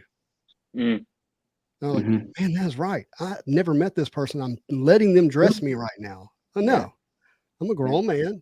I'm going to respect them. Like, I'm going to be respectable, but I'm going to dress myself. And so, you know, that thought applies to my collection too. Like, I'm not trying to buy what someone else is going to like and collect the way they want me to collect. And, you know, I don't want that. And I don't want that to get in my head. And the cool thing is I can't see your cars from my house. Right. You know, like they're yours over there. Your home. Now, you might share them and that kind of thing, but they're not mine. Who am I to tell you what to do? You can't see my cars from your house. Yeah. And, you know, I love, you know, just, you know, keeping that separate. And Mark, you're so good to say, hey, you know, if you're going to spend the money, like, make sure it's for you and not because of what somebody else may think or what you want them to think. It's like Zen said last week, his investment is in his emotional satisfaction, not in what appreciation monetarily might occur, even though it could. He's satisfied regardless because he's only buying because he desires to have that item. Yeah. Well, what do you think about Dave's philosophy? What is it? My philosophy in this hobby and spending money boils down to 4 letters: see Todd, buy Todd. There is no better philosophy. There is no better. $500 right now. Right now, see it, pay it. See Todd, buy Todd. I got a crazy story real quick about McFarlane, not on a personal level, but it's a super short story. So when I was younger, I had a fire at my house. I lost a lot. My dad lost a lot. And somehow I returned to my house many years later after the reparations were done, etc. And my mom had passed away at this point. I was going back to the house. And I come across a big video gamer, still am, but a big video gamer when I was younger. I come across a McFarlane original Super Nintendo Spawn game. And not only that, it was sealed. It was sealed. So when I was younger, I used to like go make money. And especially after the fire happened, I was still young. I was like 13, 14 years old. And I was like going out and like plowing driveways, trying to make money, help my dad out, you know, buy my own video games. So my parents didn't have to do it for me because they were tied up repairing the house. And I bought this game for myself, and my parents ended up getting another copy for Christmas. And all these years, I forgot it was there. I literally forgot it was there, and it just sat there. So I came across it recently. I ended up selling it to somebody who really wanted it in their collection. But when I saw that, like, it brought back so much memories. I was like, oh my God, this game was amazing. This comic was amazing. So when you showed this McFarlane card before, like, I thought of that instantly. I was like, oh my God, it goes back to when I was a kid too. My That's goodness, man. What a wow. It's a That crazy story, game. So much fun. the game, the story, I felt a lot of emotions listening to that story, my man. Wow. It was crazy. It was a crazy time. It was all, and then wait, here's the best part of it, because me being a typical guy, us being typical guys, I don't want to stereotype us all, but the reason the fire ended up happening, my mom was yelling at my dad like the dryer's not working properly, so he like dismissed it. Of course, like, oh yeah, I'll take care of it tomorrow. I'll take care of it. Don't worry, I'll get to it. And sure enough, like the damn thing like explodes, and there's like a fire like at the house before we know it. My mom never let him live it down after that. Oh my Yeah, God. that's it. You are never not going to listen to me again. No, he was in the house after that, in the doghouse. Wow. Dude, it's Look, so interesting that it was that game. I've been eyeing that game on eBay. Like, there's something about I haven't started to purchase my Nintendo nostalgia yet. And I know I'm going to get in there, but the prices are already so high that I'm hesitant, right? But I Yeah, love yeah. it. I'm a believer in it. If I feel it deeply, I love it. I know it's going to get my money. I know it is. But it has to Manu, be had I known, I'm sorry, I would have no, alerted please, you to it, no. obviously before I knew about you. But Yeah, no. I love it. I love it. I'm glad that it's with someone else, and yeah, and somebody's I'm going to enjoy it for their collection for sure. So I yeah. know it went to a I good home. I was recently watching one on eBay. It wasn't sealed, but it was complete in box. It was CGC graded. Admittedly, I love the look of a CGC graded Super Nintendo game way more than the other company. It just looks so much better. And even though Yeah, the other company has made improvements to their case, it doesn't compete with CGC's current case. Now, I haven't seen it in person. Something happens in person, I got to see it in person. But it didn't sell for too much. It was a 6.5 complete in box. 6.5 was the grade. Didn't sell for too much, but I want to keep my eyes on them, see what these are going for, right? Because the Donkey Kongs and the Golden Eyes, forget it, they're through the right. roof. Forget it. Yeah. Yeah, but those Spawn games and some of those comic book games, some of the other ones are a little under the radar, and I think they're going to make their way into my collection sometime this year because the I hope nostalgia is so. too I hope impactful for so. me. There was another really fun one I had, Maximum Carnage for Super Nintendo. It came with the Come red, on, the red casing on the the Super red Nintendo. Remember cartridge? that? Yeah, dude, are you I played the kidding? crap out of that game. Oh man, and we've talked about the book related to that game on this channel before, the Acclaim prototype, the promotional for that. Yes. It's a big part of my life. I love it. There's the QVC sealed box for the Maximum Carnage game, and Oh they're wow. limited number of each. They were only sold on QVC. Within it, there's a leather bound book. I think there's some collectible pins, and then obviously there's the video game. Now, from the outside of this box, the pattern's amazing, but you can't tell if you have a Super Nintendo one or a Sega Genesis one. It's the actual like QVC identifying sticker that I think Yeah. tells the difference. Regardless, I say that to say I really want one in my life, but a sealed one of those sells for thousands. There's one right now, a Super Nintendo one on eBay. The guy's adamant about the price. He keeps relisting until he finds his buyer. He's asking $5,000 though. Now I'm not a buyer at $5,000, but I do go to that listing often just to be like, oh, if I had that thing, it just Heck feels yeah. so cool. Yeah. Awesome. Hey, let's get to some comments here. Yes, please. D says the term monkey see, monkey do kind of is a very big term in the Pokemon, in his opinion. So I think what he means is that, people just follow the leader. Whoever gets out and says, this is what you're supposed to be doing, then they do it, and they do it, whether or not it's maybe I think in the context of our conversation, what they love and what they want. I think is what he's saying. Yeah, I I think, agree. I agree. A lot of that happens in collecting in general. yeah, I mean, what is it? I don't know the right term, but it's like, being a part of a crowd, there's safety in the herd, is Yeah. is The the way to idea. put it. And, Yeah. we can be a herd type of, creature. Sure. And look, I get it. No one likes the idea of being left out or missing out. And that's why we talk about FOMO so much, but and embrace being different. It's, it can be quite special to not follow the crowd, to be honest with you. Yeah. Yeah, I know you're there. Derek says Spent, The Evolutionary Perspective on Consumerism is a book that he's pointing out here. I haven't read that. Yeah, I haven't either, but that's I like that Derek's putting it on our radar. Spent, The Evolutionary Perspective on Consumerism. Very cool. Definitely have to read that. D says facts, love the term buy what you like. On this part, buy what you like, I think where that can be harmful, let me just say it that way, is if you know, some things are new, like they're fresh and we don't know what they're going to cost down the road or where the prices might be down the road.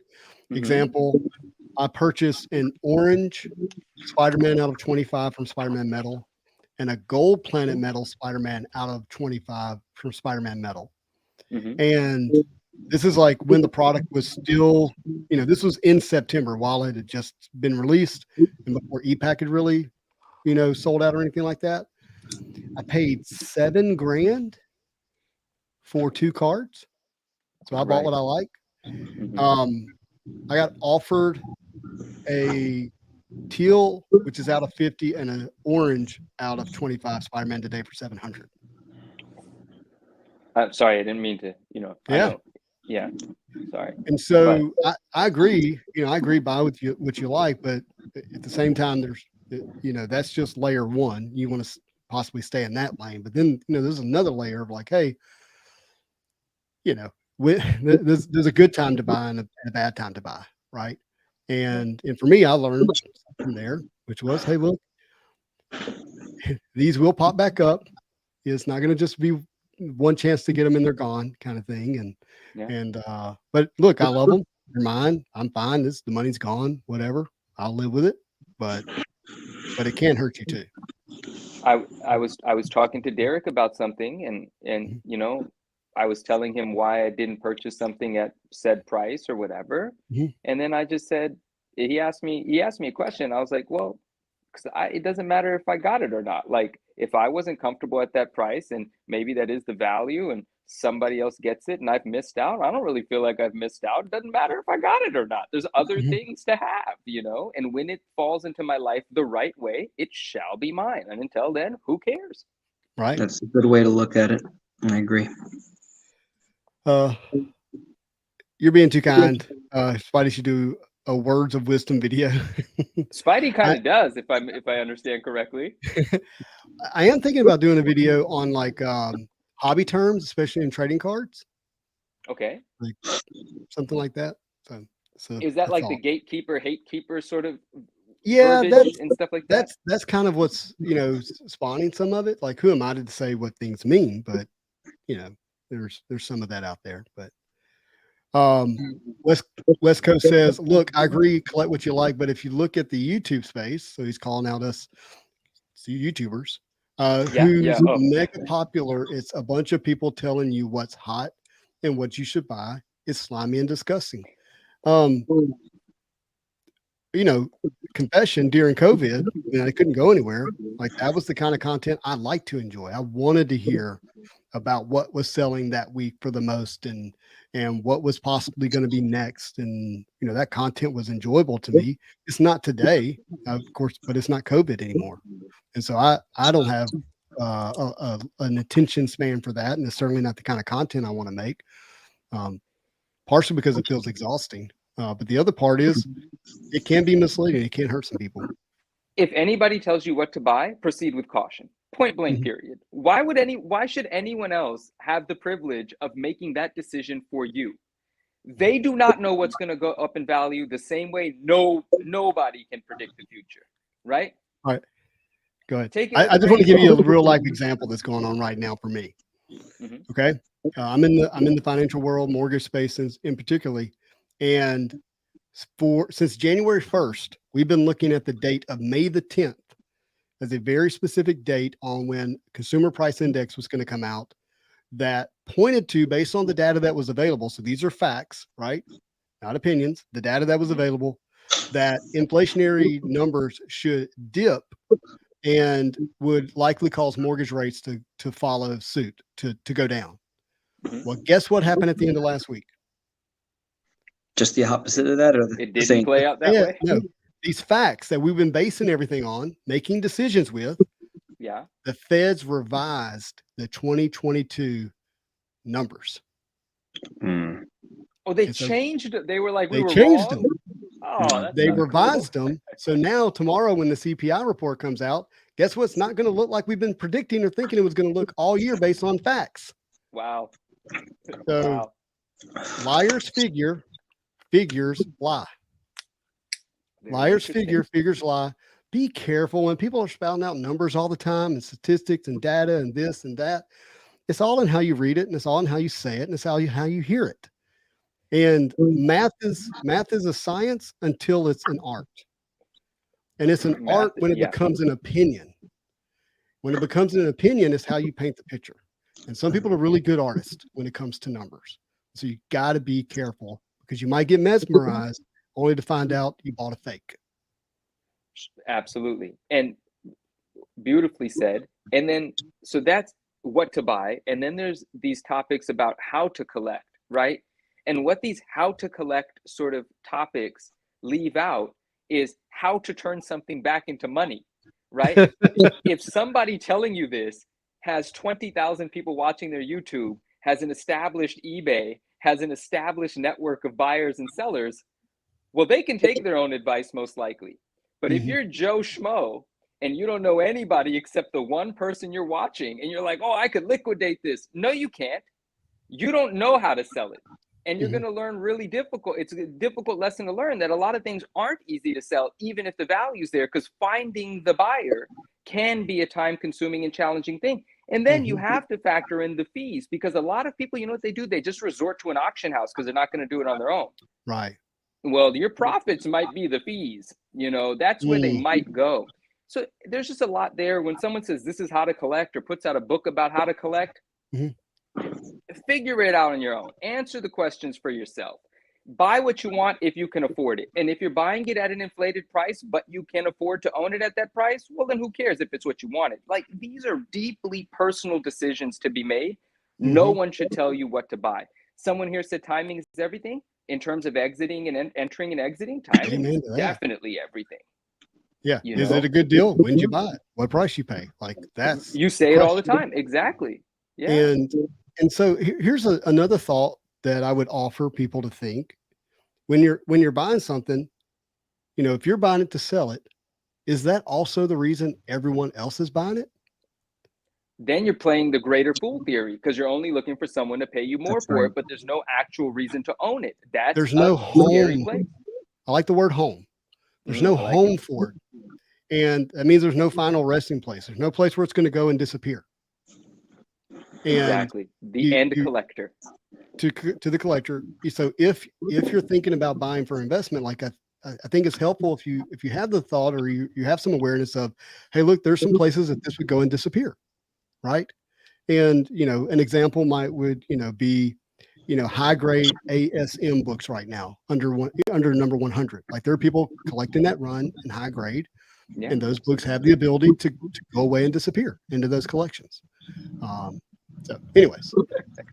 You guys are full of amazing knowledge, that's for sure. I mean, you're describing, exactly what a speculative market is and how it differs from an antique or a vintage market. And I would encourage anybody, as I did before I got into this hobby, I was lucky enough to find this page where you all are and truthfully talk about the hobby as opposed to getting to a different type of page that could have influenced me in another way. But you got to do your own research. I mean, the speculative market is exactly everything you described, and liquidity being one of the biggest factors that differentiates it from some of these other markets. Like you can go buy antique coins or paper money, it's a great investment option, and it's liquid compared to this.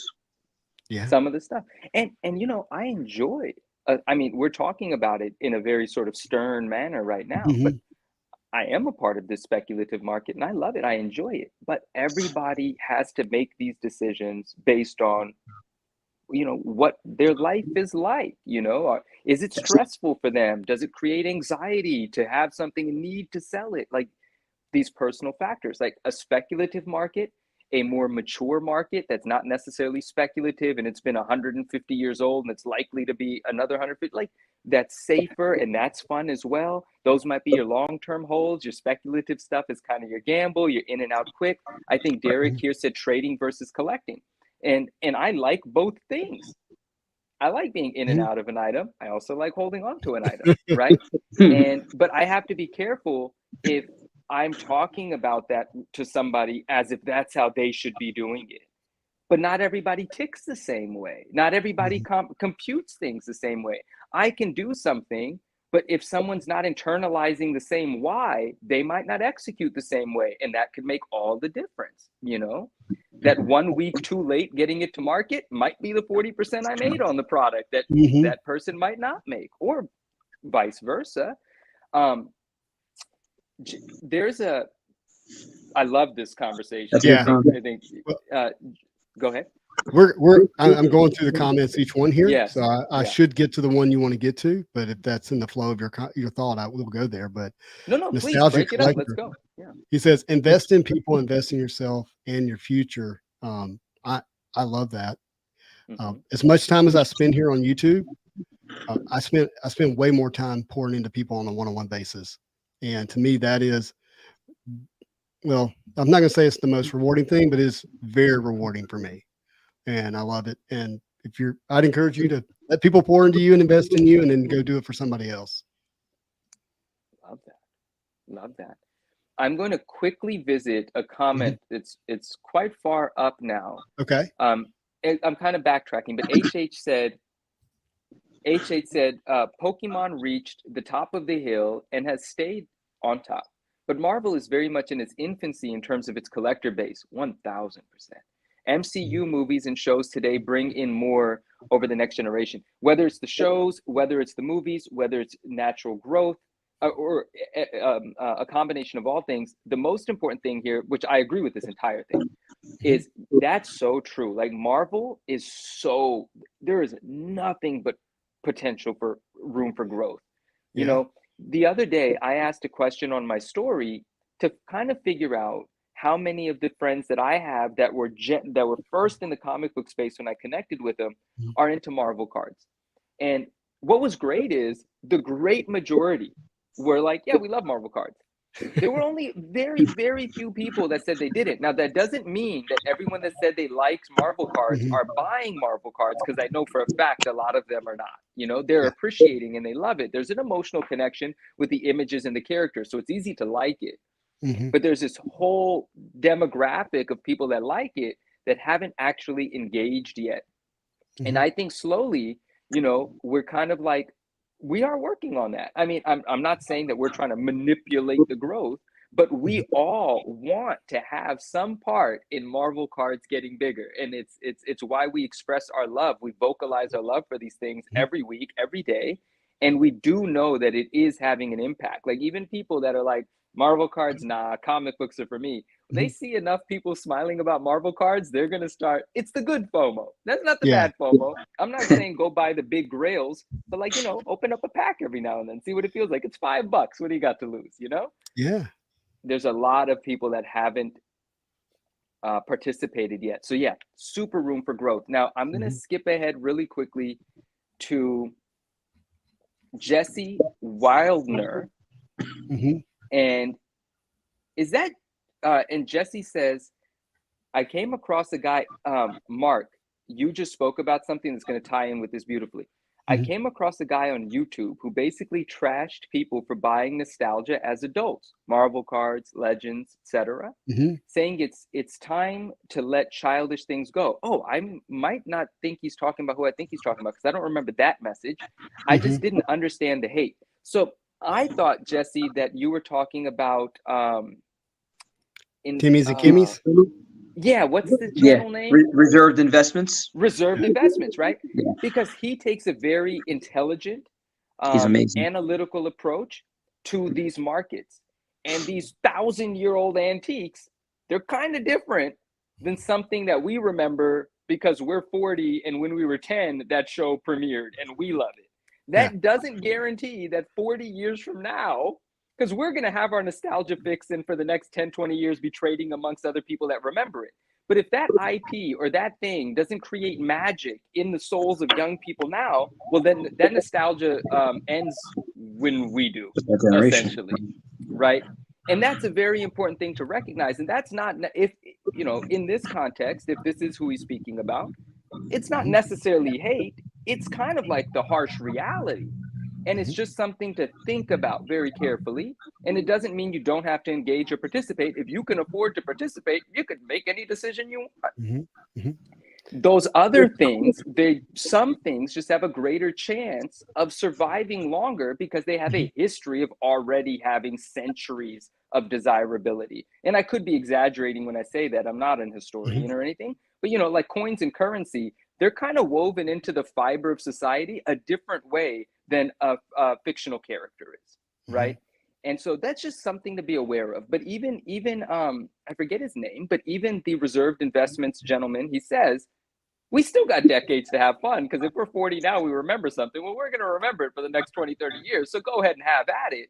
But they're not necessarily all long-term investments. And he gives really acute examples, or whatever that word means, but he gives great examples, right? And he's been right more often than he's been wrong, because I've been consuming much of his messaging for the last 3 years since he became, since he's had a lot to talk about since the beginning of the pandemic, right? And he's been the naysayer to a lot of excitement.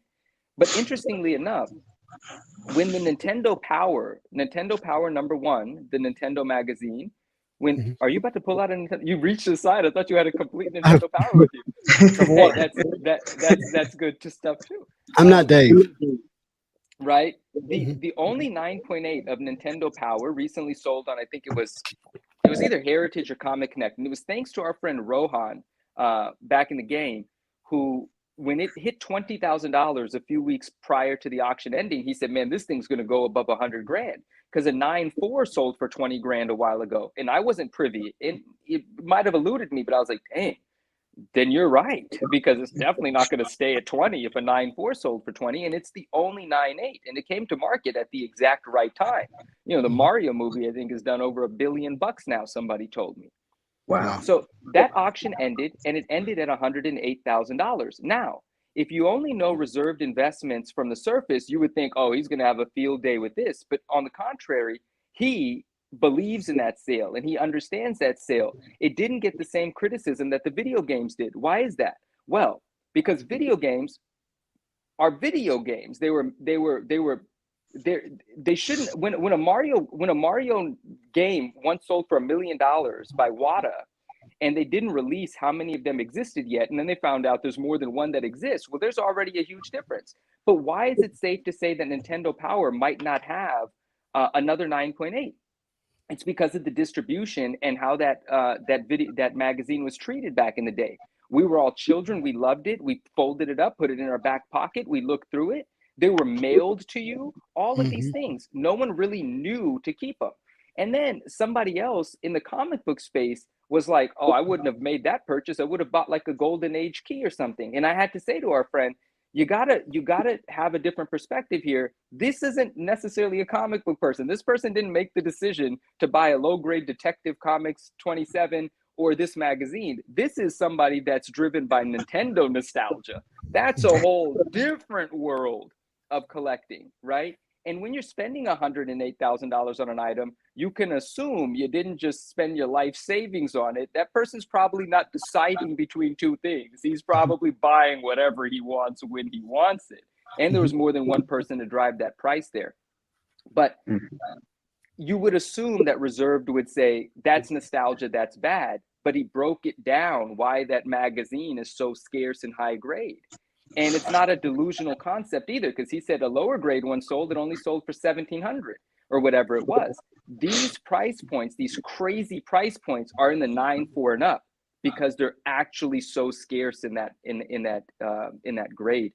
So a little bit of a thing about reserved investments. Sorry about all that. I just really like and respect the guy and his perspective. And I know he could be hard to, to accept everything he's saying sometimes, because it kind of feels like he's pointing at us sometimes, because I buy nostalgia. I'm nostalgia fueled, but I get where he's coming from. He just wants to make sure everyone's careful and safe, because he's been right a lot of the times, and it's unavoidable. And Manu is well said. I've spoken to Sean on a couple of occasions privately, and I came across his channel as well. I got a lot of my information over the years from him. Went back and watched, like you said, 3 years worth of videos over time, and he does make a very clear distinction between what's investing versus what's collecting. What is going to be a smart short-term versus a smart long-term investment, and he does break down very well the difference between those two entities. And he always does say, like, could you make money off of this, or could this be a good idea? Sure, but he definitely goes back in time. I don't want to put him up on a pedestal too much, but he basically Sure. He uses history in a way that what's predictable versus what's not, and he's using that information to guide what's going on. He talks about Funko Pop sometimes, or whatever was before that, the Beanie Baby crisis back in the day. These are predictable things where you have mass produced scarcity, for lack of a better word, and why the market did what it did. And that's a fair warning. So it's definitely good to I think that's an example of a space where you could learn a lot. Not him specifically, but just in general, somebody that offers that kind of marketing advice before you go into purchasing stuff. I love it. I agree completely. He's a good channel. He's got a good channel. Yes, I agree. Yeah, but I think we're going to have some trouble like understanding how this unfolds in the future, because nostalgia in a way seems to have peaked in the 90s. And here's what I mean by that. Outside of like superhero movies, a lot of stuff that we're seeing is just repurposed things. It's not new. Like I have, as I have a 20-year-old, I have a 16-year-old. Both of my kids, for the most part, what they enjoy is the remakes, or is still connected to what came out in the 80s and the 90s. Whether it be Marvel, Mario, whatever. You see what I'm saying? Like it's yeah. There's very little that's just theirs that they enjoy right now. I'm curious that they would have some nostalgia attached to it. Does that make sense? Fascinating. It makes perfect sense. And so I'm really curious about that, to see how that unfolds, and whether that actually doubles, or that increases the amount of, hey, I would like to own something that's authentic from the 80s, authentic from the 90s, that's connected to these properties and brands. And I can't help but think there's some other stuff tied here, and I don't want to get too deep into it, but as history's unfolded, well, partially I don't want to get too deep into it because I haven't studied it enough. Okay, so I don't pretend that I actually understand it. It's just this thought of, you have the early 20th century, you have these men and women, they're fighting world wars, right? They're battling droughts and stock market crashes unlike anything we've ever seen, and then they're laying the framework of our country, and then the next generation is just trying to live up to those dads that won the world and built the world. And it was a real difficult time for a lot of those men, especially. And then the 80s becomes like this new thing that happens in the way culture starts to evolve and develop with technology, and that really begins to explode into the 90s, right? And if you're around 40 with us, you really got to enjoy that in a way as a kid. And that meant we actually kind of got to live in both worlds. We got to live in the world of the old days where we didn't lock our doors. We played until the street lights came on, and we were stuck to a Nintendo that had a cable connected to the the controller. And we sat in front of the TV until the show came on, and we watched it, and we knew we were not going to get to see it again. And so it hit differently. It wasn't I could pause it and come back to it. You're actually tying into something Derek just dropped for us here in the comments. Yeah. And so I just wonder how that's going to play out long term in the future. And we don't have a battle to fight. I'm not saying there's not wars and things like going on. Don't mishear me.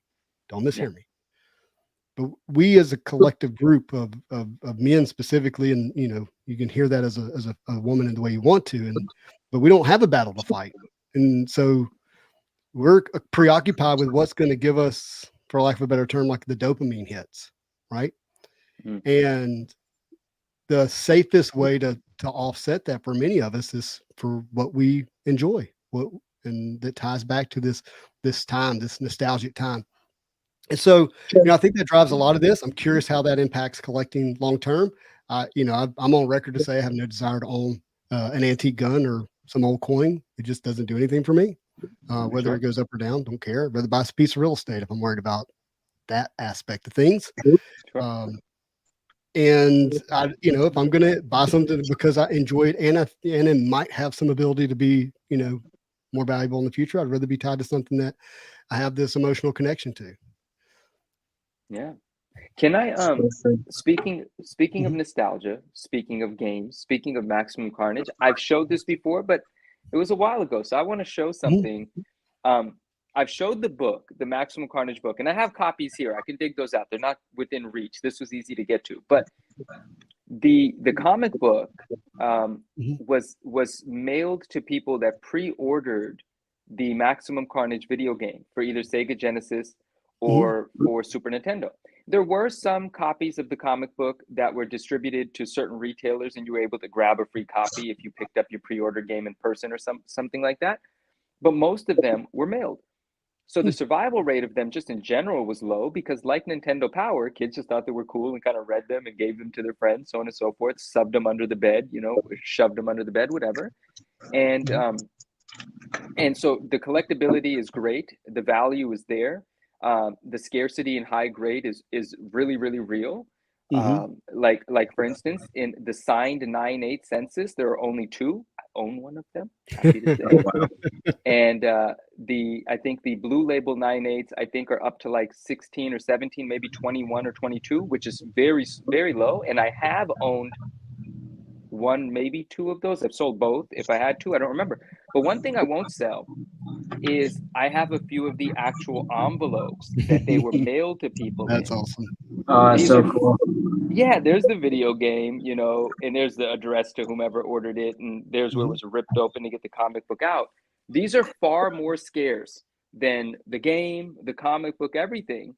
But because these are what everyone threw away. This is the envelope that was in your mailbox. But to me, this is some of the coolest collecting in the world. I don't even know anyone else that owns these. Like, I have 2, and I have no one else. I don't know anyone else that even owns 1. Oh no, our friend RS Cali RS owns 1. Okay, yeah, it might have more. I don't know, but this is so cool. So anytime I see one of these, I want it. I don't want to sell it. I just want it. One day I'll sell them. This is just cool. To me. This is nostalgia on fire for me. Rarity. I'm just watching your face, like you're so happy right now, dude. This stuff. Genuine. This isn't the game. It isn't the book. It's just associated, and it's the rarest thing associated with it. I love it so much, and it's so cool. Look, anyway. It's cool. Yeah. Oh, there's RS Cali. He popped in. He said, "I have one." Cody says, best way to become a millionaire by buying and collecting cards and comics is start with 5 million. Yeah, exactly. That's fun. That's fun. I love it. Let's see. I love it. Got a couple of those. If someone thinks you're catching the hype train early because they saw a YouTube video or social post, then they missed the train. They're too late. Generally speaking. Generally speaking. Let's see. Only thing that worries me is shield bidding, especially on eBay. Look past the sales of all of a sudden something sells for 3x, then a sale after goes for what it's been going for does not add up. Yeah. I mean, it's really tough when you're, you don't hear us say the word comp much, very, very much on this channel. There's some intention behind that. But because it's not, to me, it's not the same as like real estate when you're truly comping something that's real estate. In real estate, when somebody buys, say, a single family home, you can be pretty consistent with the motive. People are buying it to have a safe place to live, to call their own, and enjoy. There's an enjoyment factor. There's anticipation, being there with their family for birthdays and all that kind of stuff. Like the why behind it's pretty consistent between each purchase, single family home. Right. But in the collectible space, the whys vary dramatically. I'm buying it because I like the art. I'm buying it because of the condition. I'm buying it because I'm completing the set. I'm buying it because it's got the resale potential. I'm buying it because it's just this character. People approach it and address it in certain ways. What happened? Ducho, Yeah. our Oh, that's friend. my buddy. Oh, nice. And thank you so much. What does he say? He says, He's- assuming we hit a recession, what would you be looking to pick up, assuming prices dip for long term? More of what I love. I'll probably, if an AF-15 gets like obnoxiously low, I'll probably own one just to own one. And then I would probably look to exit it when prices pick up, but that I might park, a decent amount of money there if it gets low enough. Quite specifically, I'm looking to purchase an ASM 300 9.8 newsstand. Amazing Spider-Man 300 9.8 newsstand. At one point in time, it sold for $21,000. Now someone couldn't sell one for $15,000. I'm waiting to buy one for between $8,000 and $10,000. At $9,000, I am definitely a buyer. So there's like a really, really niche but exact sort of example of what I want. Yeah. I'm going to respond if that's okay. Assuming we hit a recession, what would you be looking to pick up, assuming prices dip for a long term? I'd probably sell all my chickens and buy cats. This guy. I'm kidding because I know this person. Okay, because no one else knows what you're talking about. But I figured That was still a good inside. comment in itself. Yeah. No, I would. I don't know. I mean, I'm going to pick up. I'm probably going to continue to be just the way I've been all along. I'm going to pick up. Yeah, I got LOL. I'm going to pick up what I enjoy, what I can afford, and I'm going to be really grateful when it's at a much lower price than maybe what it would have cost me previously. If I'm looking for something that I want to sell down the road, I think your answer was really good, Manu, in terms of an AF-15. I think that's probably one of the safer places to look for a strong dip and know that it's going to ride up with whatever rides up in the future. So I think that's a good thing. Yeah. Other than that, if it's Marvel card related, I think sealed product is probably the safest place you're going to continue to see people can go. Very few people know this about me. Mm-hmm. I do have some involvement in like anyway, it doesn't matter. Is that a Rolex that you're wearing in your picture? I say that because if gold it's a day Pepsi. dates, it's a Pepsi, right? It's something. Mm-hmm. If gold day dates get lower in price, like where they used to be 10 years ago, Mm-hmm. for some of the early 2000s models, I'll probably pick one up and not sell it immediately, meaning you might actually see me wearing it, which is probably not the greatest thing because it's just a big gold watch, but I might become an owner, not just a temporary holder of a gold day date if prices come low enough on a very specific model. A 118236 is the model, if anyone has one. He said, yes, big watch nerd coming over for a crossover. Yep. Cool. Very cool. Dakota, that's his name. I think you should buy more horses for your daughter. Those are cheap and don't cost a lot of money to own. You guys want us to leave? You guys? Fuller says, I think most people holding AF-15s probably not concerned about a recession. Yeah, I mean, you might be right, unless they bought it like, a year ago, then they're probably a little upset. Yeah. Who knows? We got Andrew. Andrew, I think he may be responding to Dave. Let's figure that out. He says, content wise and personal preferences aside, it's healthy to have all types represented. A balanced perspective settles somewhere smack in the middle. Okay, this is where I actually want to talk about the word gatekeeper that's being thrown around a lot. Okay, this is going to open up a floodgate for me. So 1 second, I want to get back to what that's Matt Fuller, right? Is M Fuller Matt Fuller? One and only. Oh, hello. And I don't want to be so with that one. He says, I think most people holding AF-15s probably are not concerned about the recession. One thing to keep in mind is AF-15s go anywhere from $15,000 to $3 million, right? There is a wide variety of sorts of people that own them. Someone that owns a $15,000 AF-15 is not necessarily wealthy or rich or anything like that, And if somebody is holding a $15,000 AF-15 right now, they could have, at the height, paid 30 grand for it. which could sting if you're not wealthy. If you're one of the AF-15 holders that spent $750,000 on one, you're most likely not sweating it because you were already in a position to make that sort of acquire it. So I want to say I do agree with you. I don't want to abruptly disagree with you. I think it's very nuanced because it has such a wide variety of price points that it's not just one sort of person. And I respect what you said. So I wanted to make sure I said that. Beautiful. Dakota says he'll have to Google what AF-15 is because he's new to this. Amazing Fantasy 15, 1962 comic book, first appearance of Spider-Man. Kind of a big deal around these parts. Aunt May, Flash Thompson. Yeah. Few different points. A few different people. I was reading great points here. Yeah, our Raw, big grades in Raw. So let's get back to this. Where to go here? Lost our comment from Andrew. Okay, yeah, Andrew. He says, content-wise and personal preferences aside, it's healthy to have all types represented. A balanced perspective usually settles somewhere smack in the middle.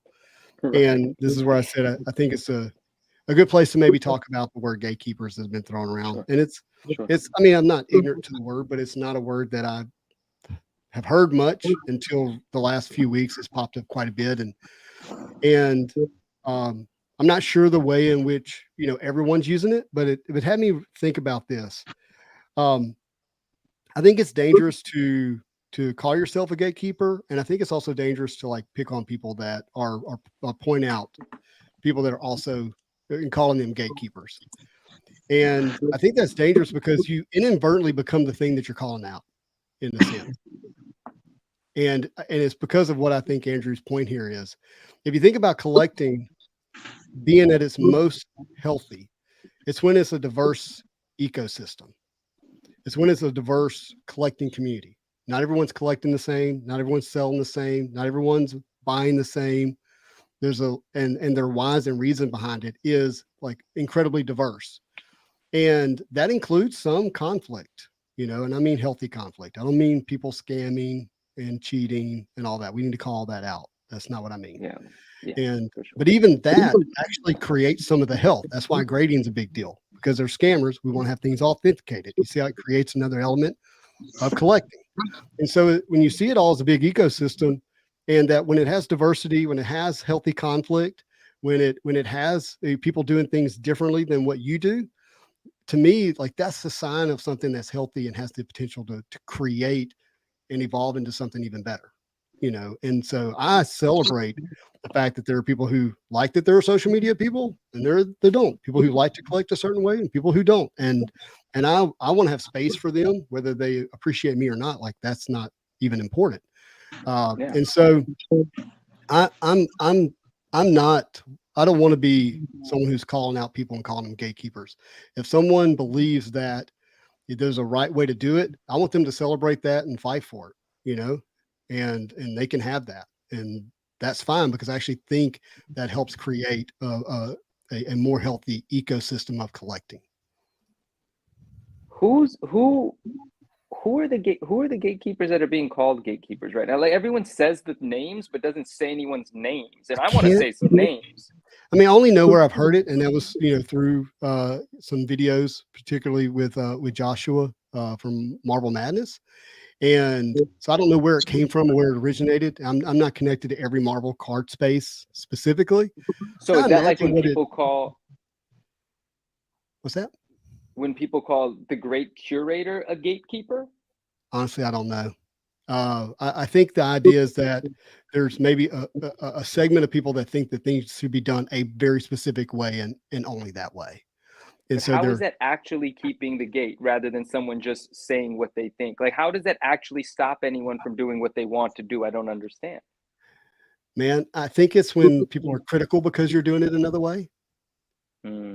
And like saying, hey, you shouldn't grade cards. Cards should never be graded. They should be in a binder. You shouldn't do this. You shouldn't sign that. You shouldn't, whatever you shouldn't is that's kind of a gatekeeping mindset. I think that's personally, maybe me personally, the only time that I felt that a gate had been kept or someone was actually trying to keep new people out of something was quite early on when people were guarding what, like, you and Fausto used to talk about, like these special sketch cards that no one knew actually were pack pulled. And there was like 3 people in the whole world that were like, don't tell anybody. Like, that's so silly. Like, that's the only time I ever felt like someone was trying to keep something a secret from everyone else because it was so meaningful to them. Like, they felt like their life would be ruined.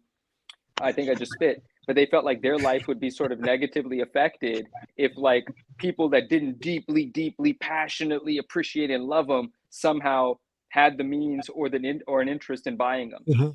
Like, that's when I felt like there were a group of people, a very small group of people, by the way, that were trying to prevent growth in that very small segment, right? They were like, because you could just open that up, spread the knowledge, spread the awareness, and other people would get excited about it. It's not like there's enough to go around of that one finite item anyway, but they didn't even want the knowledge to come out. That was like a literal, I think, representation of gatekeeping. But on a larger scale, I'm still confused about how to put that term on anything that's happening. I've seen hate, not hate keeping.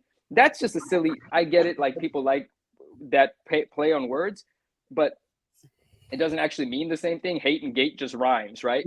So it's not hate keeping, it's actual hating. Like, I have seen people be negative towards people for how they collect, right? That's not gatekeeping, that's just hating. That's just saying, you shouldn't do this, you shouldn't do that. They're shaming someone because they're not doing it the way they do it, but that's not gatekeeping.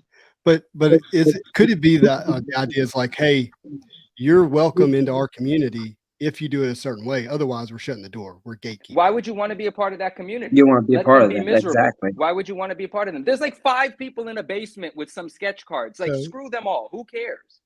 Well, I guess what I'm getting at is, I get upset. I'm sorry. I guess what I'm getting at, like, I actually think that's healthy in the sense that they're fighting for the way that they think it should be done.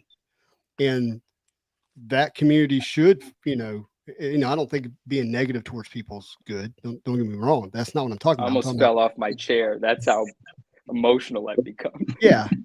I think it's okay for these, these silos or communities to foster and develop and, attract one another and all that kind of stuff, instead of saying we all have to do it the same way. I actually think that's a good way for a hobby not to be healthy, is to say we should all do it the same way and we all should collect the same way. That's what I'm getting at. And so, if somebody says, hey, look, you should, I believe we should do it this way, then great, do it that way. That's wonderful. Here's another thing I'll say. There are no gates being kept. Everybody that thinks they're fighting the good fight, that keeps saying the word gatekeeper, that's the only reason that word's even being said. No one's keeping any gates. Everybody can do whatever they want, and everyone can create their own community. But the good guys keep saying gatekeeper, gatekeeper. That's my point. You power. You become the thing you're calling out. You said that earlier. Yeah, you said it earlier. Saying. Yeah. So when you're saying, you're calling out the gatekeepers, you become a gatekeeper. Who in our community, independently or in a small group, is significant enough to keep the world from Marvel cards? Nobody. Nobody is bigger than the IP. Nobody. Yeah, here, I want to read this real quick because I have a lot of respect for Matt. The word is being misappropriated by some people as a way to bash anyone who challenges them. It is akin to calling anyone who says something you don't like Karen, losing the original meaning that was calling out a real problem in fandom. For me, Will Wheaton is one who defined it best in 2013. Please give me Will Wheaton's definition. Mr. Tabletop Gamer himself, like Will. And so for me, it's like I point back to the, to what I think one of the best lines in all of, superhero movies and comics and things like that is when Two-Face says, hey, if you live long enough, you see yourself become the villain. Sure. And it's like, if you're, at some point you're like so defensive of what it should be, you end up doing it in a way that's harmful, and if you're not careful, I guess is what I'm saying. And that's why I want to celebrate the differences that are in our hobby. I think that's good for the ecosystem. Right? If you think of it like, not everybody's a fish, not everybody's a bird, not everybody's, a bear, not everybody's a wolf, not everybody's, a rodent. Like, it takes all of that for it to work in a healthy way. And I love it. Yeah. I can't stand the elitist mentality. Fausto and I spoke about it so early on, when we first started doing the Marvel show, because I love snobs. I love being snobby and proud, and Mhm. even if you want to, I like it if you don't take yourself too seriously. Mhm. If you can laugh at how seriously you take something because that's kind of unhealthy to be that serious about it, then you're in a Yeah. good place. But if you can't make that distinction and you actually think you're guarding something by guarding your cardboard, you've lost touch of what this is. And when somebody takes that approach, when somebody tries to analyze cards in such a serious manner, they're off the deep end, and no one needs to become a part of that camp. It is unhealthy, Yeah, and I mean, but there are going to be people a part of that camp, and I mean that's likely going to happen. What I'm not going to do, I guess, is what I'm saying is sit here on like a high horse and look down on that person. That's the part I well, think can be really unhealthy. yeah, but it's hard. Yeah, that would maybe I shouldn't Here, do that here's either, but Can I it just explain rubs why I me the say wrong that? way. Sure.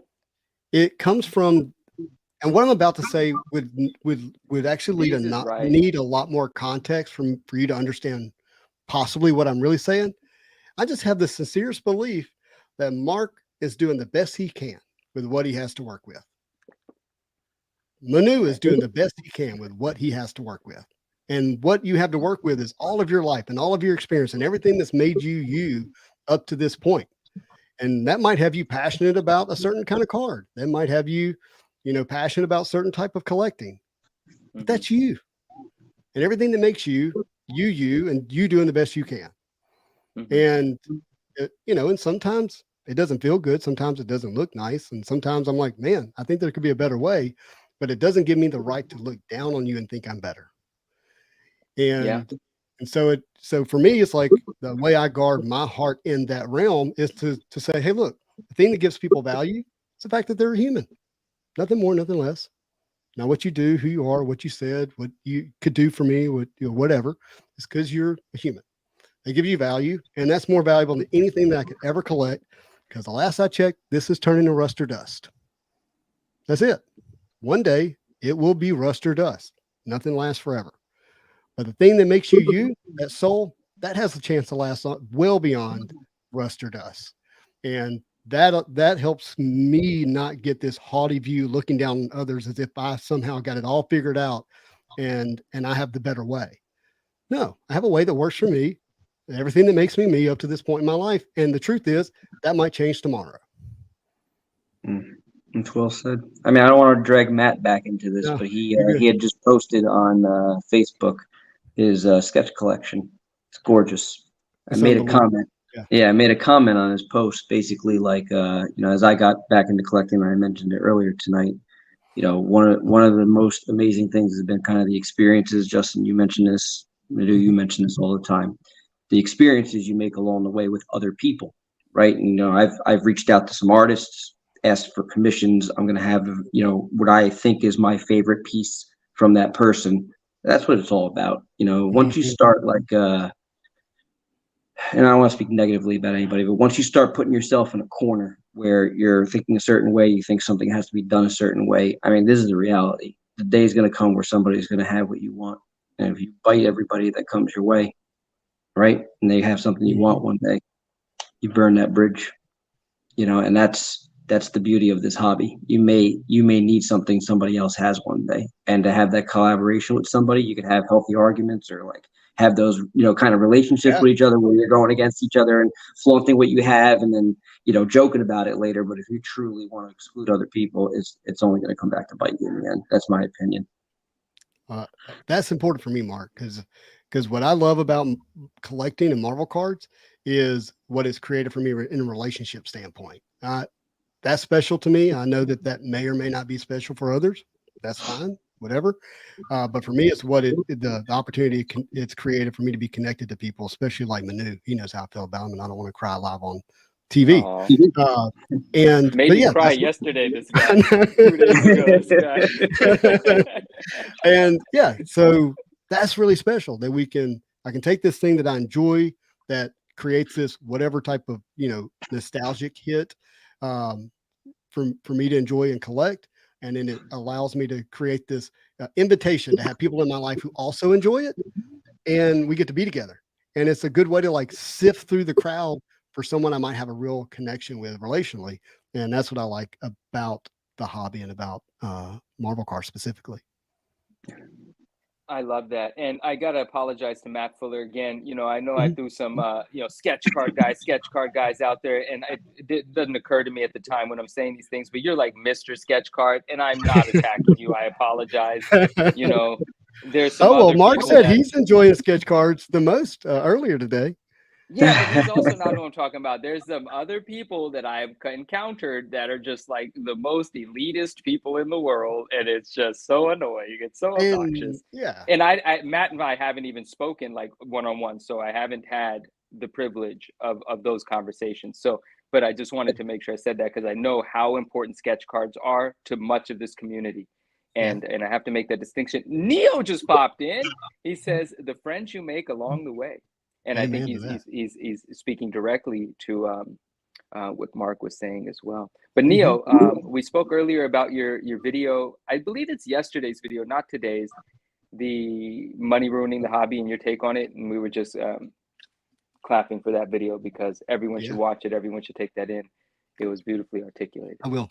I'll definitely watch it. Vintage Lord, I think, is calling me out here. Lots of Batman card collectors looking in the dark, scared to show off their cards. Probably because I say DC stands for you hate keeper. I don't even like saying it. It's so cringe. No, but I love DC cards and some Batman cards and some stuff, dude. I think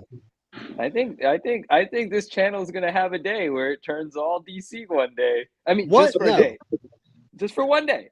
For one day. Is that somebody else going to host? April 1st. Every April 1st, we'll do a DC day. Yeah. No, that's actually pretty cool. It's not bad. There's some really beautiful DC cards out there, man. If Doom Card was with us, he would definitely let us know. Batman is easily one of the, the best superheroes of all time. Well, keep him close. There you go. Animated Batman. Oh yeah. So, which color Batman like speaks to your heart more? The blue or the no blue?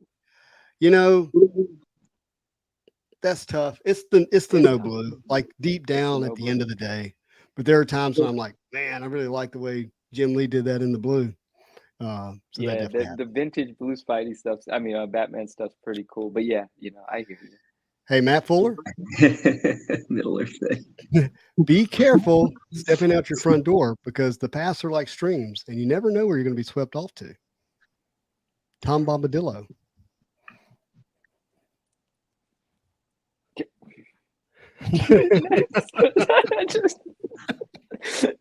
Peaches. Yeah.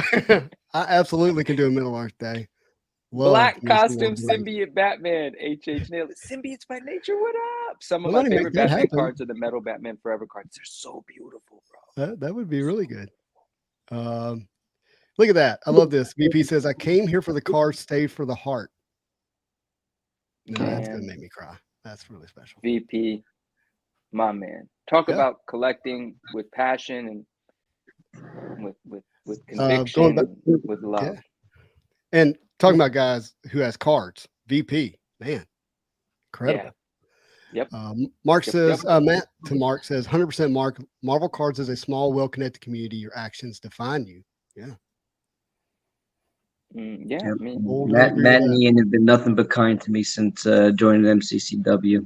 I've never spoken to Matt. Dang. The most interaction I had with Matt was very pleasant. It was the FPG randomization day. Matt was with us. Yeah, he was. He's awesome. Yeah. What is Ryan talking about here? Are we going to get into the ghost here, Justin? Wait, wasn't that when you were younger and you were in your little Yeah. That was the goat story. Wasn't that the goat story? Yeah, that was a ghost story for sure. The goat telling the goat story. The Marvel goat himself. Yeah. I don't know. Probably not. Derper says, I was looking at some really amazing Lord of the Rings Cryptozoic sketches yesterday. The art was beyond stunning. I wonder if they give the artists a lot more time to work on them? I don't know the answer to that. But that's a great question. You Dave guys, by says, the way. Oh, sorry. Hi, my name. You go ahead, buddy. You first. Oh, I'm so sorry. I was going to ask you guys. I didn't realize everybody was a big Lord of the Ring fan. Separate series. Did you all read The Wheel of Time by any chance? I did not. I started it and I did not finish it. Okay, I was going to ask if anybody Who's the had name done of both. the writer? Is that Oh Brian boy, Sanderson? yeah, exactly. Yeah. I mean, we're talking about what the modern day J.R.R. Tolkien. Yes. And not that he is him, but like he's the best fantasy writer, alive right now. Next I think to is what him. people say. I saw him. I didn't fully meet him in a New York Comic Con. I was with Oh, my friend Destin Givens, Mithrandir. If you see him in the Spidey Hit, yeah, that's Gandalf's other name. Gandalf the Grey, Gandalf the White, Mithrandir. And he is a big Wheel of Time fan, and so he actually went and met him and got to talk to him. It's really cool. awesome. And there'll be actually you'll see some Brian Sanderson stuff at some point on the channel. I'll just say that. Oh well. Is Matt, are you in a position to join the stream? Uh-oh. Because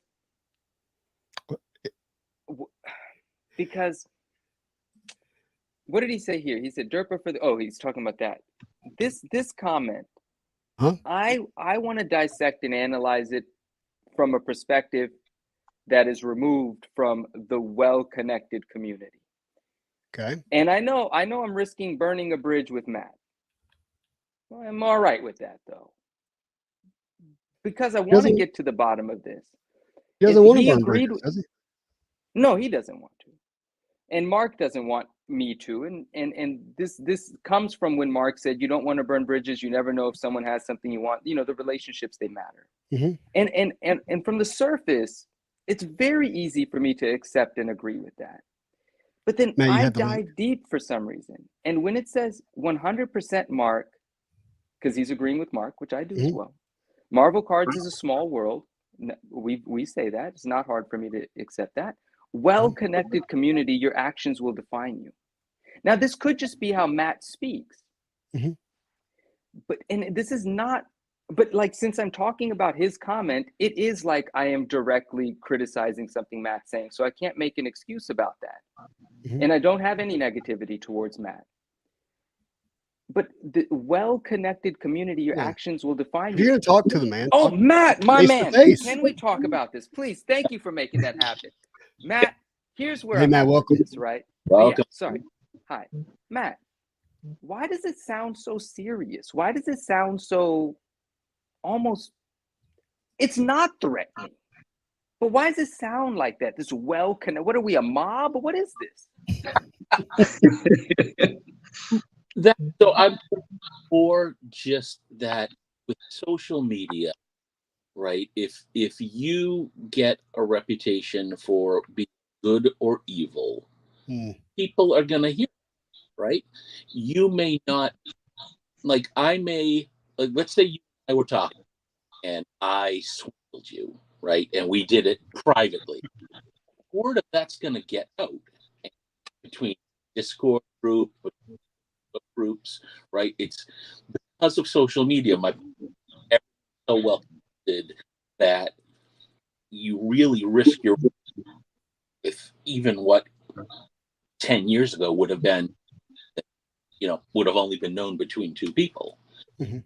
Firstly, people do good things like, they finally announced it so I can say it. We've got for our mental health thing that's going to come in a month or two. When people are doing good things in the community, I think that encourages you to interact with them and want to trade with them. So it wasn't with the wording, it might have been like, yeah, your wording, we're connected, but more just, in this day and age, everything has a reaction or a response to it, and forever as well. Right?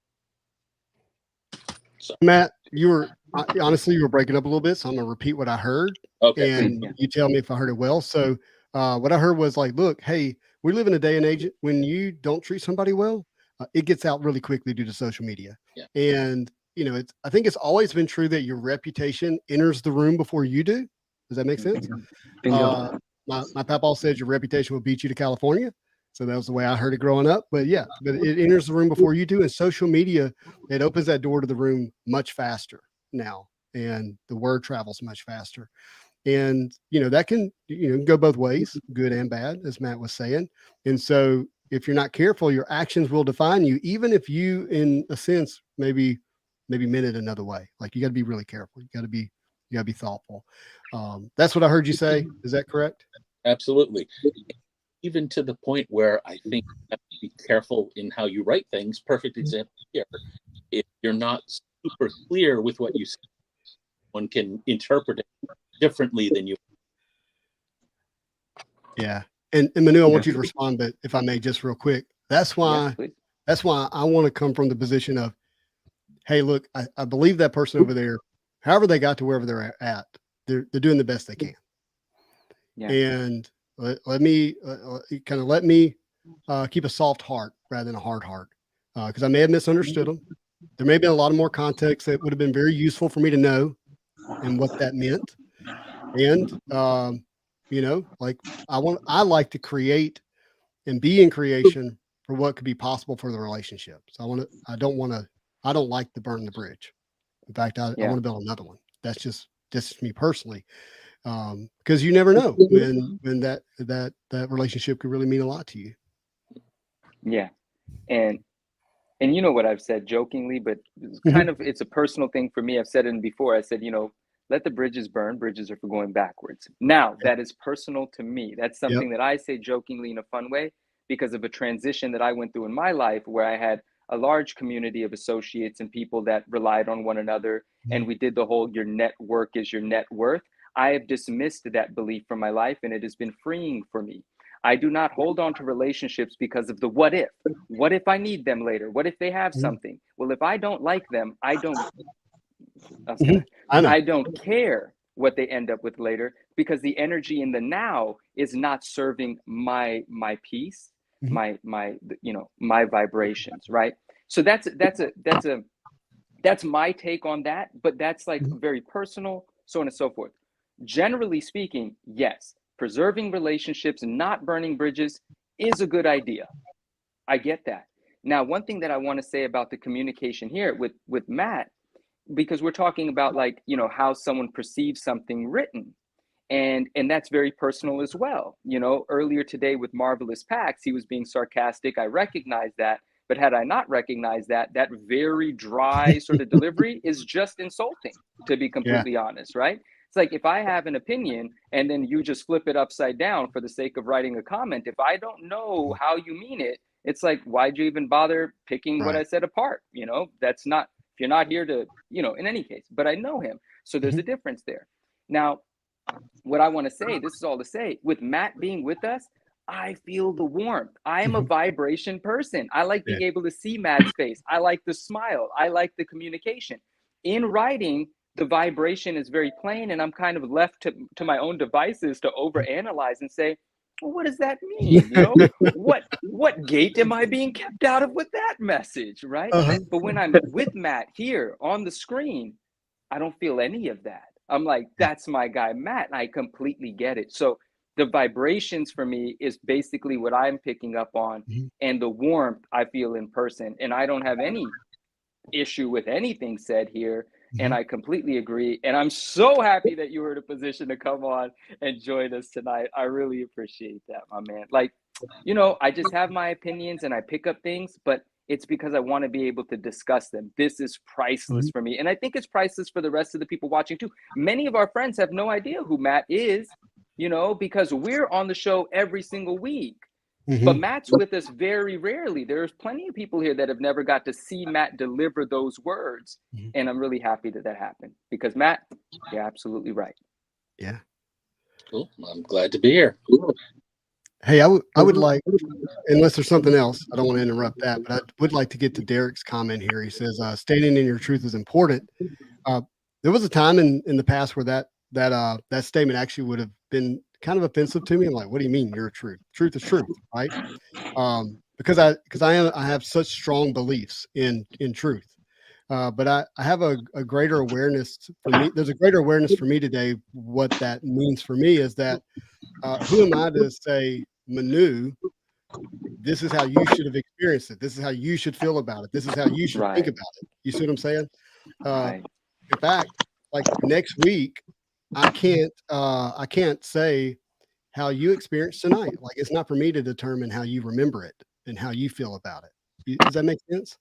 Yeah. And so Yeah. I'm now realizing, as I get older and maybe more mature, is that, you know what, that is your truth. That's how you remember it. That's how you experience it. That's what makes it the way you like it or whatever. And it has me remember this story I heard like 20 years ago, and I'll be quick. And it's kind of like the way people react, the way they react. And it's an analogy. It's not a true story, but imagine you're like a 9-year-old kid and you're in the woods and you're with your parents, but you get separated from them and you're left alone in this small cabin that has one door in, one door out. Okay. It's getting dark. And then all of a sudden there's an angry grizzly bear outside the cabin. And it's just you, you're 9 years old. It's dark. What are you Yeah. doing? Right. You're scared, right? You're afraid. And the grizzly starts clawing out the window at the door, starts shaking things, and rattling the entire cabin and, roaring and making all these noises. And now you're like trying to figure out how to hide or how to fight, right? You're in that fight or flight mode. And this doesn't happen for just a little while. This goes on all night long. All night long. Day finally comes. You didn't sleep at all. You were in sheer panic in terror all night. And in the middle of this cabin, there happened to be a red couch. Fast forward later, 15, 20 years, you're an adult, you're walking through a department store and you see a red couch. What do? You might end up on the floor. And the person you're with is like, whoa, hey, what? Why are you doing that? Why are you, overreacting? Why are you being a fool right now? That's just a couch. Are you not a logical person? There's nothing that's going to happen. The couch is not going to hurt you. And, all of us possibly have these, what I call red couch experiences at some point in our life, and it impacts how we respond and view things. And so, Manu, you said, hey, when somebody says, don't burn a bridge, like for me, like I actually got a positive thing in my life because I burned them, Sure. or, Yeah. hey, I may collect this way because of what it made me feel around this negative time in my life. And I want it to be that way, or I had this negative experience. And we're all just kind of reacting in this survival mode in some way because of some experience in our life. And it is your truth. It's not necessarily everyone else's truth. And so who am I to come in and say, you're wrong, I'm right? It's not for me to say that. And all I can do is focus on what I believe and why I believe it and why I'm doing what I'm doing. And it's probably useful for me to spend some time thinking about why I'm doing it. Because, maybe there's something that's healthy or unhealthy there. Some great points you'll bring up. My experience in the trauma world. I've come to realize this as I got into leadership positions in the hospital. And it's perception. Perception is the only thing that matters. You could be the best surgeon, the best hands, the worst bedside manner, but be the best surgeon. And a certain crowd's going to look at you and say, he's the best because he could operate. But you go to somebody's bedside, right? Or I'm gonna get deep with this for a second. I saw a lot of gunshot wound victims in my time, thousands. Kids always being the worst. You got to go tell their parents that their kid's dead sometimes, right? How you do that doesn't matter how good of a surgeon you are at that point. Doesn't matter how hard you worked on them. Doesn't change the end result. But how you approach that family, how they perceive you in those final moments, that's all that matters, right? So that's why I take the same approach as you, Justin. I don't like to burn bridges, so to speak. I don't like to put myself in a position where somebody's going to look at me potentially negatively when I have the option not to do that. That's just my personal experience. And Manu, I hear your side. From a political standpoint in the hospital, I had the same kind of mentality where everybody's got to work together to get what you need. But at the same time, there is definitely like problems with that as well. And there is a level of independence where you can get things done more efficiently or better, and you don't have to rely on others.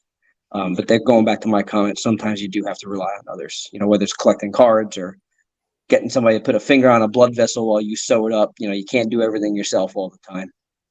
But perception, I think that's where Matt was going with that initial comment. That's how I read it. Mm-hmm. It's key. I mean, look, your reputation is more valuable than money or your collection. Manu here, to his credit, sells something in about 15 seconds on his Instagram account. Sometimes, and I'm very grateful that happens. Yeah. His reputation is just as important as the item that he posts. I value the reputation extremely highly. The moment you sacrifice your reputation for money, it's gone. It's gone. And so, and your reputation in a hobby, to Matt's point, where things are much more public and the word spreads a lot faster, really important. And a good way for me to guard my heart in the way that I handle myself is that I want to care about the person more than I do the item, even if I don't agree with them. And speaking about not agreeing with someone, well, first of all, Mark, powerful points. I mean, and delivered in a very powerful way. Like, I really appreciate you doing that. And speaking of communicating something you don't like, which is perfectly fine, there's a way to do that without isolating yourself as a bad guy, without being completely offensive. If Mark and I are having a collecting discussion, and Mark collects something and I collect something, but we don't like what the other's collecting, as friends, well, we can very much say that. Be like, Mark, that card, you keep that. Yeah. I'm glad that's in your collection. And that doesn't make anyone feel bad. Now you get to smile about it, laugh about it. But if you just let someone do what they do and then you make a post bashing the thing, you've made yourself unnecessarily the freaking bad guy. Not in a charming way, not in a way to create relatability. You've isolated yourself and you're just kind of mean, So that's very interesting. Like, there's a lot of people in our community that aren't potentially able to voice their disagreement in an agreeable way, as funny as that is to say. But why can't we have disagreements? We absolutely can. Like you said, the diversity is what creates the entire community. You don't have to alienate yourself and become a hater, even though sometimes I enjoy being the hater. But it's still, I want to still be able to smile with the person if I say I don't like that person's card, but I still love the person. That's an interesting dynamic where we can all have differences of opinions, but still all have respect for one another. That's why I think communication is our superpower. Yeah. And, I for me, what that means is I'm going to take a moment to pause, to pray, to consider, to not be, Lord willing, as quickly to just say what comes to my mind really fast with really no concern of how that person might hear it, and really want to be intentional. But that's taking a lot of work. That for me, I'm not perfect, and wherever I'm at right now, it's taken a lot of work up to this point to get there. And I tell my team, when I say team, I mean my professional team. I tell them, look, you can be right or you can be successful, but you're likely not going to be both. And what I mean by that is like, okay, cool, you're right. That person should have done their job on time. Great. Now what? You want to just go tell them, what have you done? Go be with them. And what does that look like? Hey, look, you signed up for this and I'm counting on you. You're not there. Are you okay? Like, tell me what's going on. All right. Can we have an agreement that this is what you're going to do and I can count on you? Can I count on you? Yes, you can count on you. Great. And if I can't, do you know that you're just not going to be able to work here anymore? Yes, great. Nothing personal. Just want to make sure we're communicating. And it's your superpower instead of just complaining all the time because people aren't doing things the way you want to, the way you like, the way you agree, what you think is right. Because part of this quote, survival, when I talk about fight or flight, the way I see it anyways, is when you're right, that makes others wrong. When you feel validated, that means you're invalidating others. This is just all survival. It's just you in fight or flight. It's not you actually like transcending that or leveling up above that to get into what I think is like that more conscious place of like connecting with someone in their soul, like who they really are and really being with them. And so here's a question for the group of friends here. There have been people in our community that have, yeah, yeah. Thank you for bringing that back, Dave. He's not wrong. There have been people, yeah, there have been people in our community that have vocalized very publicly their distaste with certain people's collecting practices. The question I'm asking, I'll cut to the chase, is and I'll use the word we, because it could be Matt, it could be Mark, it could be, other friends of ours. Have we ever taken the time to one-on-one approach any of the individuals that are publicly taking a hateful stance and saying, hey, maybe try that in a softer way? Do we know, or do we just kind of point and say that person's off the deep end and we don't like them, and then no one tells them? Like, I don't know if there's an answer here, but I know I haven't gone to anybody that I know has publicly said something rude and had a one-on-one with them. I haven't. Well, in one situation I did, but not the people that I'm talking about here. Like, I'm going to be specific, if I may. And I'm going to just let it all out here. There's the account Rare Air Collectibles, run by Eugene, is it not? Yep. Now, I had to, because of my principles, because of how I felt, I didn't just unfollow his account. I unfollowed, and then I removed myself as someone that he followed, because I wasn't trying to unfollow him and say, hey, he still follows me. No, I removed him from my energy, which was a shame. Why was that a shame? Because I love what the guy collects. He's got a great eye. He's got great taste. But when he vocalized in a disrespectful way, in my opinion, disrespectful way, some things that had happened, and it targeted some of my friends, I take that personally, because there's another way to do that. There's a time and a place. Now, I never took it upon myself to speak to him about it. I didn't say, hey, Eugene, come on, man. Like, I love what you collect.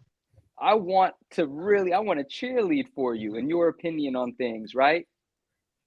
But the way that you did that was so rude and so offensive that I can't. I had to, so the only thing I could do was remove myself from the situation, which is what I did. That was my way of not having to interact with that energy that wasn't vibrating well with me, right? And so that's why I bring that up, because, like, what if I did just speak to him? What if I just been like, yo, Justin's my guy. I can see it from your perspective, but why are you over here in the chat? You're messing up the vibe of the show. People are putting in work to have a good time, and you're over here crapping on it. Is it that big a deal that you got to crap all over it? Maybe I could have just spoken to him, but I didn't. And I took it personally, and it made me sad, because it's like, I like what the guy collects, I like his taste, and that's something that I value, because this is a hobby of ours. So that's why I asked that question, because maybe I could have just communicated rather than removed, and maybe that could have actually led to some sort of resolution. I don't know if anyone has an opinion on it, but we don't oftentimes name people. But I don't have a problem with naming people. People were in the chat that day. They know that the energy got disrupted by someone that was displeased. And you're specifically talking about the FPG chat. I'm just making sure. The FPG. Matt Fuller was with us that day too, And like, you could have, nothing was going to change because you said all that in the chat. You could have did that privately afterwards and not disrupted the flow of the thing. Now, we didn't let the flow get disrupted, because there was 99.9% of people enjoying it, and the little bit of energy that I picked up on and a few people did. But still, it was a bit of a shame, because I'm not connected with, Eugene anymore. And Eugene and I probably could be friends. We could probably be on the phone, talking mess about what's bothering us in private, and it would have been fine for everyone. Yeah. So I can actually give you a counterpoint to that exact situation. Please.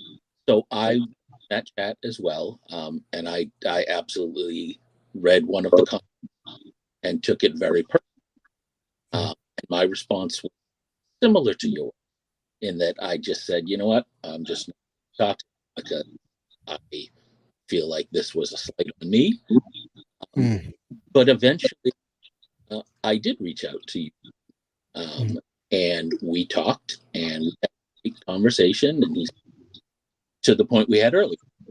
That was not my intent. While I was frustrated, I anything personally about you or anyone.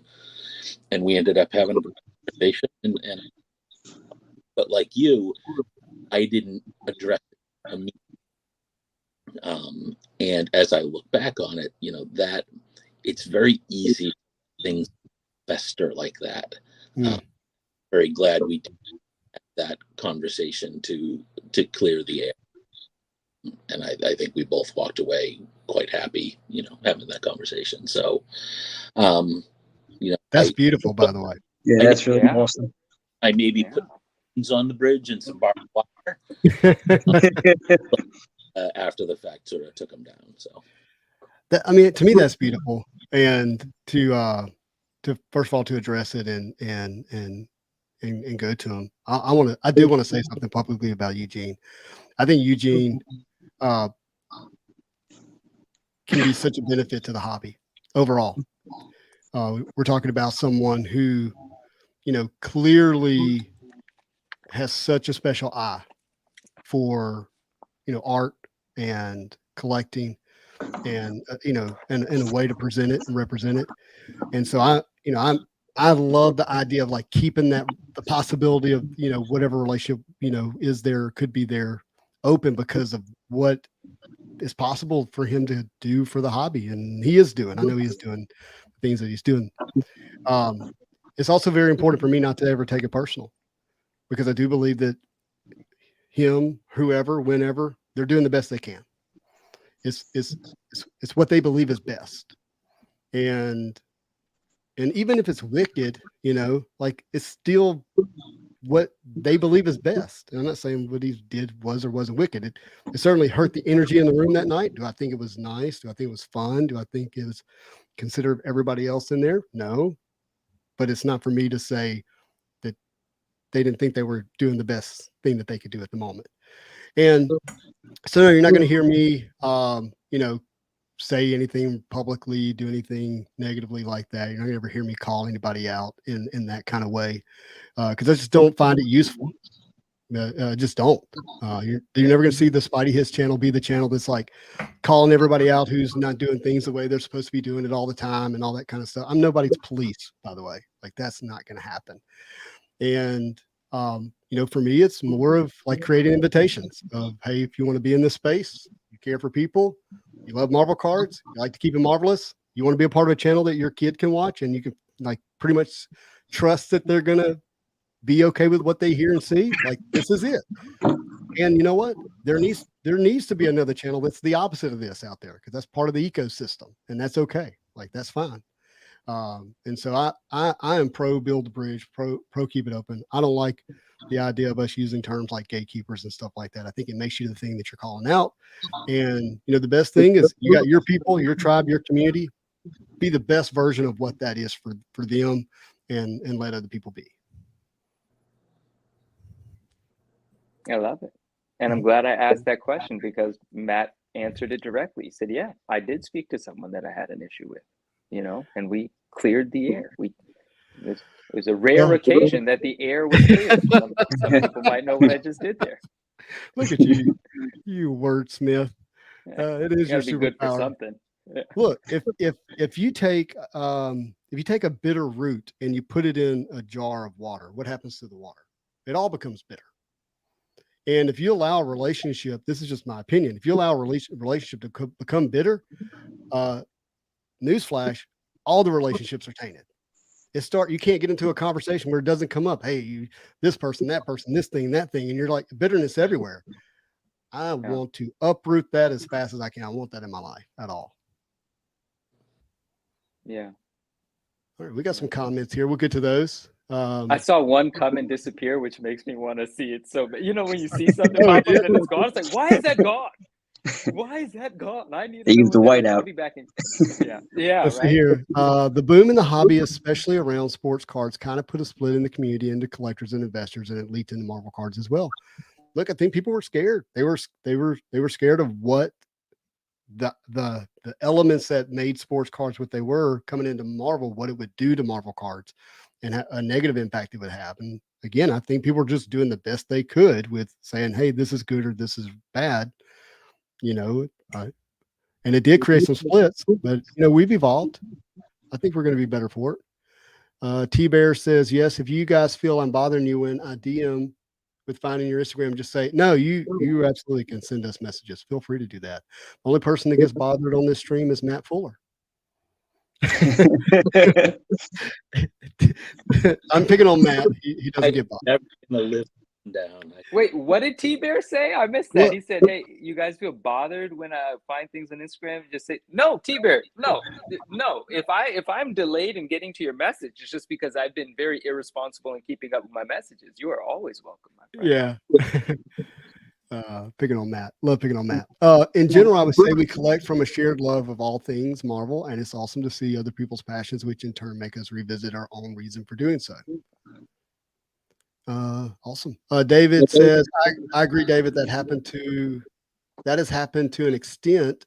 Luckily, in the non-sports community, had a lot more positive, friendly vibe from my experience, and in my opinion, to say the least. He's talking about sports cards. There needs to be more channels like this, to be honest. Man, look, we're not a perfect channel, but we want to be as honest as we can. Portis 10 says, truly enjoying the conversation tonight. Thank you, my friend. Thanks for being here. As am I, my friend. Thank you. Blumenthal, the Marvel jester himself. Yes, indeed. Social media makes everyone and everything more emotional, for better or worse. Yeah.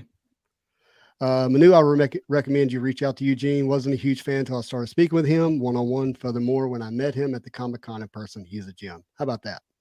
I imagine he is.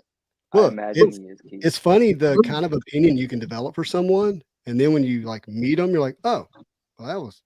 Hey, in all fairness, he developed it for me. I'm just saying. Now I got to break through those barriers and see what's really going on. But Yep. With writers on strike, how will this affect the MCU movies along with the schedule they have? They'll get paid more and they'll write more. It'll keep going. That's just, writers I don't on know strike? if that's true. I That's didn't even know. My quick response. I feel there are more true collectors and people who truly appreciate the nostalgia in Marvel and non-sports collectibles. Keep collecting what you like and love with the community, and it will resonate.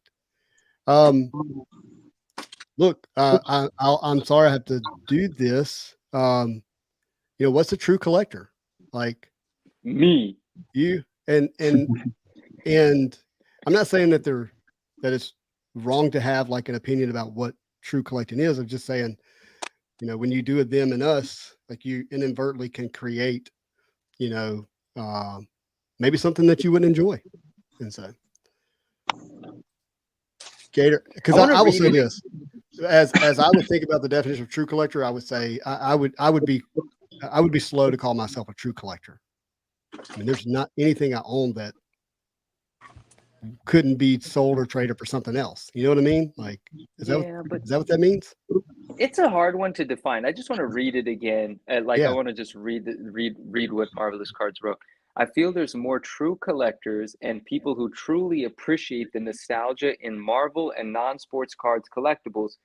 Keep collecting what you like and love with the community you resonate with.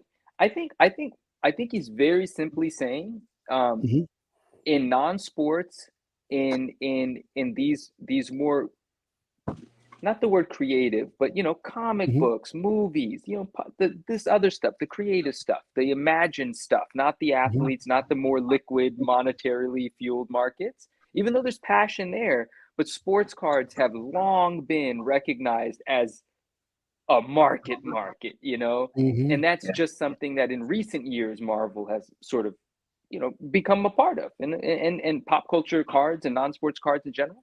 So I do agree with what he's saying. In the world of non-sports and pop culture, it's more fueled by our inner child, just straight love, straight wanting to satisfy our soul. And I think sports cards is rooted in that, of course, because it's a dedication to the sport. It's a passion, you're driven by how much you like the sport, the athlete, what you believe in. But it just long ago had become more of a trade, more of a market, because it was so it was popular on such a larger scale that there was more opportunity for people to make more money. More businesses could emerge, more marketplaces could emerge, so on and so forth. And I do believe that pop culture and non-sports cards are distant from becoming that large a market yet. So I agree with what he's saying. It's more driven by love, although it is obviously a market. Yeah. We can all attest to that to some degree. So Beautiful. I agree with it. Yeah, I like it. Thank you for putting some language around that. It says it's all about the vibes. All about I'm not in sports Wait, who enough said? to know. Wait, that's a reference to someone. Anyway, I think I know what that's about. Maybe I'm wrong. No, maybe he means that sincerely. I thought he was actually playing on a reference that people use in the sport. Never mind. Yeah. Swish says it's a hobby in the end. It's supposed to be fun, which is what I find Right. it to be. Yeah. Me, ja. I don't know what T-Bear's saying. I think he's laughing. I think he's laughing. That's he's laughing. His yeah. is ha. Yeah, it's haha with the. There we go. I got it. Yeah. I didn't switch my Google Translate on. Right. It's definitely a shame what the industry has become for collectors in general, but it's people like you that keep the passion alive. Yeah. I appreciate that, my man. I do appreciate that. And my challenge is let's all be that. It's not just us, not just like let's say all be that for each other. Yeah. Tim, evening. Evolving collectors. And he does give us his definition. True collectors, and you collect what you love. You love it and enjoy it. Enjoy the hobby for what it is, not just for flipping. Got it? Yeah.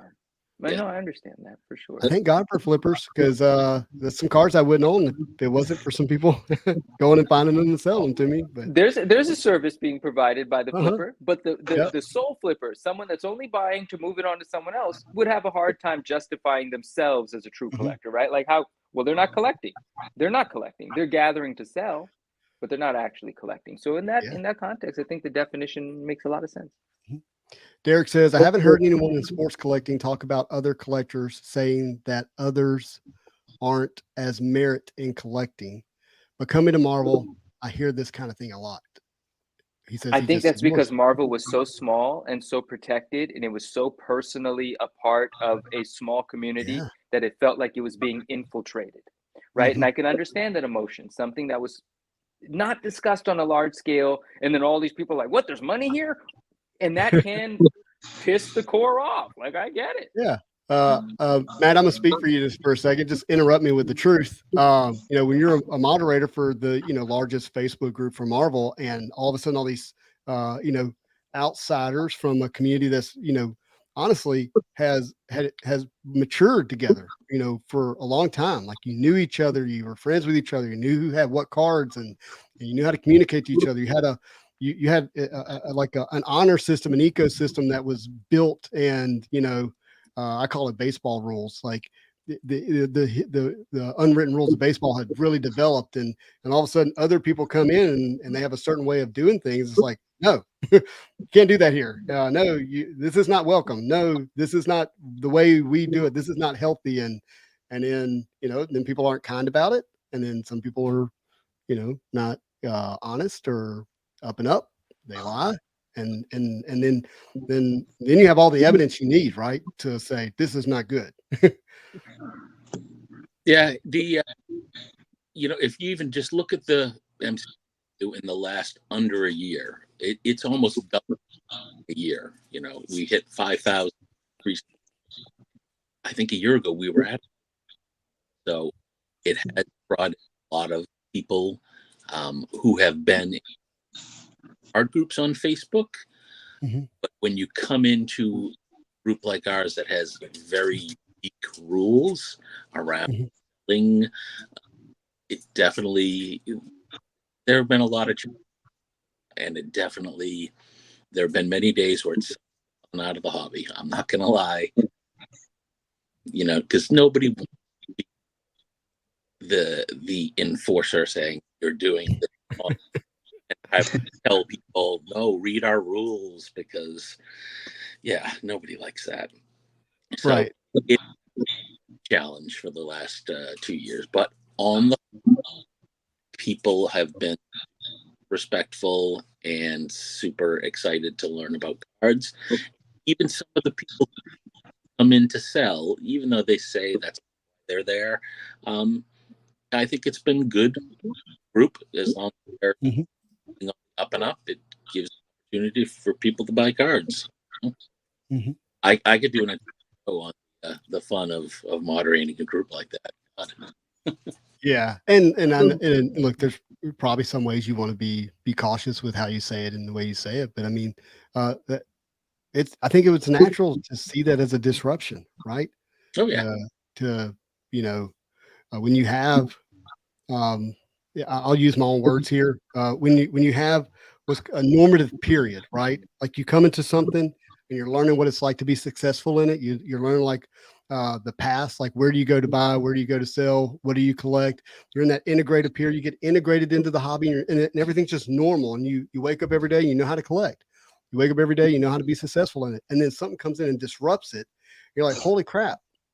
You're wanting me to figure out a whole new way to do things, and I don't want to do that, right? And that disruption, it either leads to something dying or something growing and becomes something better, something stronger. And if you have the view of like, no, this is going to cause it to die, like you could go into this protection mode and like, no, we can't have this, and this shouldn't be. And in a way, I want to celebrate that because that means you care, you're passionate, even if I don't agree with it. And in the other way, like I have a healthy view of disruption. That's just because of where I'm at in life. Like I think disruption, has a way of making things better overall. An example would be if Henry Ford was asking farmers, "Hey, how can I make your life better?" They would be like, "Hey, can you help my horse live longer? And can you make it run faster?" Not, "Hey, can you make me a car or a truck?" But the vehicle comes in and people say, "Well, that's silly. I can outrun it with my horse. I'm not going to do that." And then you wake up 100 years later and you're like, "Well, thank God for that disruption. Thank goodness for that evolution." And so I have a healthy, that's just where I'm at with it. And look, 2020, 2021, 2022, to say it disrupted the Marvel card collecting community is such an understatement, but I can also point to people who said, "Hey, look, I sold 6 cards, 6, and paid for my daughter to go to college all 4 years." Yep. I can't say anything other than congratulations. Like, Yeah. congratulations. I sold a car and bought both my daughter's vehicles and putting them through college. Like, like that, and obviously that's for me. That didn't happen for everybody. So I'm not saying that happened to everyone, but for some of us, like it really had a huge blessing and a benefit for our family. Some people sold cards and extended their life in the hobby, like got out of the credit card debt they were in and was able to actually say, what, I can be here another 5 years because I was able to kind of right the ship a little bit. And then there are others who overpaid and got hurt. And that's just part of it. Like that's part of the ecosystem, and that happens. Anyway, that's just the way I see it. Yeah, those are all good points. The worst part of the last 3 years for me was seeing some individuals who left together for a variety of reasons, but definitely that intersection of the pandemic and came along with it. This with cards, their state, prices rising, them not being able to participate in that added sort of mental health punch for some people, and that was the I think, to your point, whole community and the general healthier. Again, on the whole, always exceptions.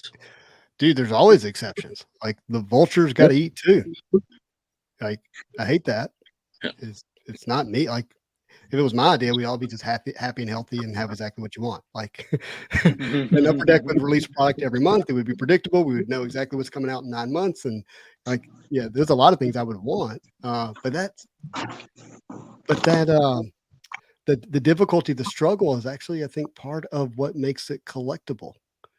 Like it's part of what makes it, like, if it was easy, we would just all go buy socks and keep them. Like nobody's collecting socks, right? Like, because that's easy. It's when there's a struggle to it, when there's a difficulty to it, when there's a risk to it. That's part of what makes it collectible. There's a very interesting aquatic sound I'm hearing, like Submariner is like blowing bubbles. What is that? I think it was. I just muted. He kept going, so I think I'm off the hook. Yeah. Yeah, I don't think it was you. That was interesting. Circle of life of collectibles. Yeah, no, the commentary in the order that it's come in is so beautiful. Like Derek says here, Where do I you want me talked to to my start? cousin. You could pull it up if you find it. It's one of Derek's comments, maybe like 6 comments up from the bottom. It says, I talked to my cousin about collecting. He collects Transformers. He opens them and poses them. He doesn't think of value at all. Me, I love to merge both the joy and appreciation of the art with the value appreciation side. It's actually my way of financially justifying the whole thing. And that is a sentiment that Neil echoed in the video that we keep talking about because it's such a good one. Mhm. You know, he said for many years, he was just kind of like, I don't know if he used the word nerd or geek, I don't know, but, you know, the endearing form of, I like, Yeah. you know, comics and cards and things that, you know, most adults don't talk to their adult friends about, right? Years ago. And you know, action figures and these things and spending money on them. And then 3.5, 4 years ago, things started to actually become worth something. And he was like, wow, wait a second. If I Mhm. actually paid attention to the appreciation curve or whatever the terminology might be, I can actually openly, you know, be proud of my involvement and actually have it fund itself. My wife won't be so like, why are you buying that? You know, because it's justifying itself now. You're buying something, you're selling it for a value, more value. Mhm. You're able to turn the profit into the next thing that you want to buy, so on and so forth. So it's echoing that same thing. And then Marvelous Card says it's the ecosystem of the hobby, the circle of trading, flipping, and collectibles. And it's so true. It's so true. I mean, they can all live together beautifully. We only point the finger when something gets too extreme. You know, when something starts to power something that is inherently not good, you know, and there Right. is a distinction, right? We don't have to make it here, but sometimes you just see it. You're like, that guy's not here to make anyone happy. Like, we should avoid that guy. You know, that kind of thing does happen, right? So Uh-huh. that's all. Very good. We would celebrate Matt for a second. Matt Fuller also Yeah. does a great job for the MCCW. Everybody, let's give it up to Matt. Yeah, big time. I'm actually not a part of the MCCW, and I'm not a part of MCCW just because I found it infiltrating my brain too much, and I wasn't enjoying it. Nothing around it other than that. And so I said, you know what? I'm just not going to be there because it's not. You know, I don't want that living in my headspace. Because I do have a YouTube channel. I enjoy creating content. It is a wonderful creative outlet. It does some things for me relationally that I like, some things for the hobby for me that I like. And I wanted to be able to do that without having these things in my brain causing hesitation. I like to perform, and hesitation doesn't help me perform. And that's just been good for me. I'm open to that changing one day. Maybe it does, maybe it doesn't. Doesn't matter. But it doesn't mean it's not good for somebody else. Key says respect and kudos for Matt for sure. We don't always make it easy for him and play nice in the sandbox. That's right. Joe Joy, you know, he's always got an interesting take. Let's see what it is. What's Yeah, up, my a man? whole new way to collect, like not reading the comics. Instead, you stick them in the plastic holders and make them into expensive posters. It's happened. It happened. I don't know what it. I mean, listen. I was gone from collecting in the '90s. We used to read the stuff, you know, and then I came back and I was like, "There's a book in plastic with this big blue label, and it's worth way more than I thought." And you know, admittedly, I was in. I was there. I said, "I will." We could all have had engines that run on vegetable oil, but they threw diesel off a riverboat and bought the patent from his family. I have no idea what he's talking about, but Whoa! I think we just got in. I would think we just got real deep. with I wonder if that's true. Is it? That wasn't a reference to the cars before, was it? yeah, I think it is. I think it's a reference to Henry Ford. Or maybe the horses. Maybe the horses, yeah. Keith says that's the thing. You can actually sell this stuff and get out of credit card debt. Only a few of us know the secret of that. Yeah. Jojo Yajimbi says Manu collects numbers on posters now. But I will say, that's funny. But in my defense, the numbers on posters that I collect, looking at them, it makes me so happy because I remember them from when I was a kid. I live in the, like, I collect 90s nostalgia. Uh-huh. So at one point in time, I have opened those books. At one point in time, I did read those books. Now I have multiples of the same book encapsulated. Oh, but also I'm going to contradict myself. I collect more raw than encapsulated. I do encapsulate generally for the purpose of selling because of what I've said before. It's easier for certain people to recognize the value in it or believe the value in it. There's a whole interesting dynamic that CGC successfully created. Good on them. But I do play into it because there is a value proposition there. You do extract more value from an item if it's graded and gets the grade that you're aiming for, blah, blah, blah. I know I'm the bad guy. I'm sorry. Yeah. But, Derek says for fully mature collectible markets like coins, vintage cards, and whatever, these people are generally not doing it for the money. They love the stuff, but they make a living out of it. And it has me have this thought, like you got collect for the love of it, then you got sell collectibles because it makes you money. And then it's like, can you ever merge those two and have both, right? And JoJo missed this. Sorry, he must have missed it. True collector here, JoJo. True collector. He collects trash, the stuff you threw away.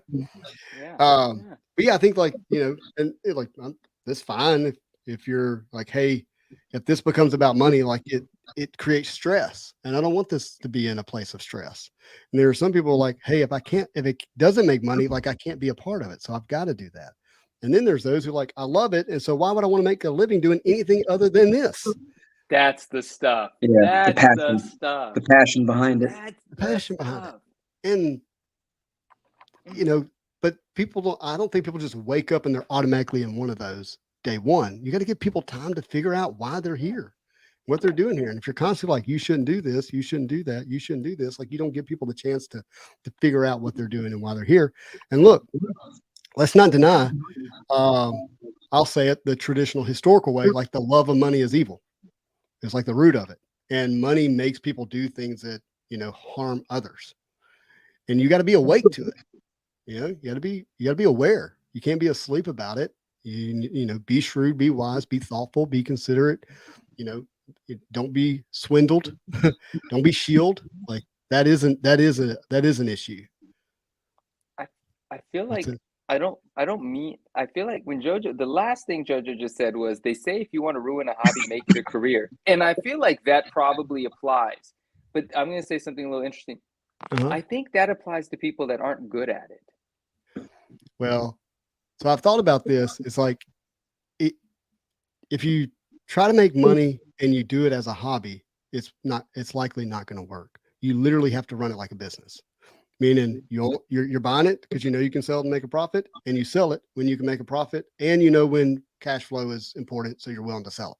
And if you're not good at the business side of it, you've ruined your hobby because now you're stressed out that your business sucks. Yeah. But if you happen to be good at it and your why is rooted in that, whatever drives you in a happy way, then, because I'll tell you what, I didn't ruin the hobby. Not for myself, I haven't. I enjoy it more every day. Oh yeah. Yeah. It's so not everyone should turn their hobby into a career. That's the thing. Not everyone should. Yeah. I think for me, I can't speak for you guys, but I mean, we three, Matt, you have a day job, right? Oh, that's a good point. JoJo. That's a good. He said, "What if making money is your hobby?" It is one of my hobbies. JoJo, you got me. I'm sorry. Mark is Mark has a very intense job. I mean, you're saving lives, right? Yeah. And work is hard. Like work is hard. For me to say that work is never not hard, I think is a little disingenuous. Like there can be elements about it that you can enjoy, but to say that, hey, I'm going to create a world where work is never difficult or stressful or not hard, I don't think that's true. Dave lives his hobby and makes a living doing it. And I know that there are times that what he does is not easy. Nope. Like, great, you sold a bunch of stuff. Well, now you got to ship it all and get it done correctly and to the right place and to this, whatever. Like there are elements that are hard. And I think some people just don't want their hobby to touch that, to be close to that. That's exactly right. You got to love what you do, whether it's your career or your hobby. At the end of the day, you still got to love it. The minute you don't love it, you're not going to do it right. You're not going to do it well. You're going to be waiting for when the work day is over, and that's not how you do it. Exactly. Like how many bad days have you all had, but you still love what you do? right? I'm telling you, That's what it's about. If you have a bad day and you're ready to quit, that's it. Shouldn't do it anymore. yeah. Well, for Oh me, man, that's for me, I guess I've done like a mental trick where like the work is the rest. Like that, for me to lay on the couch is like I'm like restless. You know, I want to be about something. And so, yeah, and I'm very grateful I get to be a part of a career where I am doing something I love, but that hasn't always been true. And so at that point in my life, I was like, I'm gonna work hard and I'm gonna be the employee that I would love to hire one day, even though I'm not enjoying the job. But if I were to hire somebody to do this job, I'm gonna do it like I would want that person to do it, as if I was working for myself. And that became that fueled, you know, whatever passion or, you know, energy or positive thoughts were needed for me to literally clean boogers off the men's bathroom when I worked at one job at one time. Yep, I'll do it. I'm your guy. You know. I mean, I'll give you my personal example. When I started my career, all I did was operate. I loved it. I was like what I loved to do every day, day in, day out. And as I advanced in my career, you know, you have to trade off, right? And Justin, you alluded to this before. I'm going to go a little roundabout, but we're going to come back. You talk about how you interacted with your, you know, employees. I'm assuming the people who work under you, right? And you displayed perfect example of the difference between a leader and a boss, right? A leader basically is the person that brings the rest of the group up and explains to them clearly what to do, what not to do, and the consequences of that, right? The boss is the person that's like, F you, you don't do it my way, you're done, right? That's the difference between a boss and a leader. And there's research, very good research on the distinction between these two. But where I'm going with this is as I advanced through my career, you know, I became the director of an ICU, director of our fellowship for other people wanting to be trauma surgeons, eventually the chairman for our operations for the whole ICU, for the whole hospital system. And as I did more and more of that, you know, I'm pretty young to be able to do this, mind you. Yeah. Okay. People do this in 10 to 15 years. I did it in 5. But as I did this more and more in my career, guess what I wasn't doing? I wasn't operating. Because there's only so much you could do in a day. So as you don't get to operate more, that was my true passion. I loved it, right? I wanted to do that. So you get away from that, and then you don't like the job as much anymore, right? You don't love what you do anymore. Yeah, you're doing stuff in a different way. You may like it to an extent, but it's not what you really are passionate about. So I made the decision back in December of this last year. I got out of academic medicine. Now I work per diem. That's why I'm here for a week, and then I'm home with my family. It's a great family balance, but I get to do what I want to do for my job. And I get to enjoy it. I operate, you know, I do procedures. I go in an intensive care unit. I take care of patients directly. None of that sounds easy to me, by the way. You know, and it's not easy. And it's not easy, right? To give up all that leadership, right? There's a lot of clout and stuff that comes with that, but screw it. At the end of the day, I wanted to be happy with what I did. That's the whole point of the story. So you're reminding me of something I was talking to my daughter about recently, and I was talking about, you know, they're stepping away from power is like not easy for a lot of people. Once you get it, it's hard to step away. I was like, that's why I think George Washington is, you know, for lack of whatever anybody hears here, one of the greatest Americans that ever lived because of one act that he did. You know, he did a lot of acts, but when he stepped away from being president, he actually wove something that's in the fabric of our country that if we didn't have that, you know, men who are willing to step down from power so that whoever else is elected could step into it and to do it in a way like, don't call me, like, you know, that's really special, but it's also very difficult and very few people I think actually ever truly do it. But kudos to you for honoring your passion and your family. It sounds like you create a lot of alignment in your life by doing that. That's exactly correct. I'll give you the easy version, and this is great for anybody to hear. Everybody knows the Mercedes symbol. Yeah. Right. So the Mercedes symbol, it's a great analogy, right? You got your family, your personal satisfaction, and your job. True Mercedes sign is going to be equal in all 3 of those. But you got to draw your own Mercedes sign. And if it's not balanced, you got to try to bring it back to a perfect Mercedes sign. It's a great analogy, and it's so true. So if you draw your sign, it's like work 95%, you got nothing for yourself, and then you got your family on the other 5% sliver, right? You got to find a way to kind of remold that. It's a great analogy in that way. Mark, have you watched Simon Sinek's, and I may have said his name wrong, the Start With Why video? No, I haven't. Yeah, it's really good. I'm not going to try to do his TED talk here, but it's just like, he just says, hey, what do you do? I do this. How do you do it? I do it this way. Why do you do it? And people are like, money? Like, he says, no, start with why. Like, if the reason you're going to work every day is so that you can provide well for your family and be the best father you can be, the best husband you can be, if you don't stay connected to that, you get so consumed with what you do and how you do it, and that becomes how you measure success, that you end up losing the very thing that is your why. Trying to create. If you're collecting because you love and enjoy and do and whatever, but you lose that because you're trying to keep up with other collectors, you're trying to make money, and you lose your why in the hobby, you can get really messy and chaotic or unhealthy, whatever word fits whatever situation. And so to me, like it's important to stay connected to that why and remind yourself of it as often as you can. It's well said. Mm-hmm. I almost lost my. It was. So Derek says to you, Mark, side hustle, Mercedes marketing consultant. Right? and then Jojo comes in. He says Mercedes doesn't make trucks, so I'd never draw their symbol. And that analogy doesn't work with the Ford logo.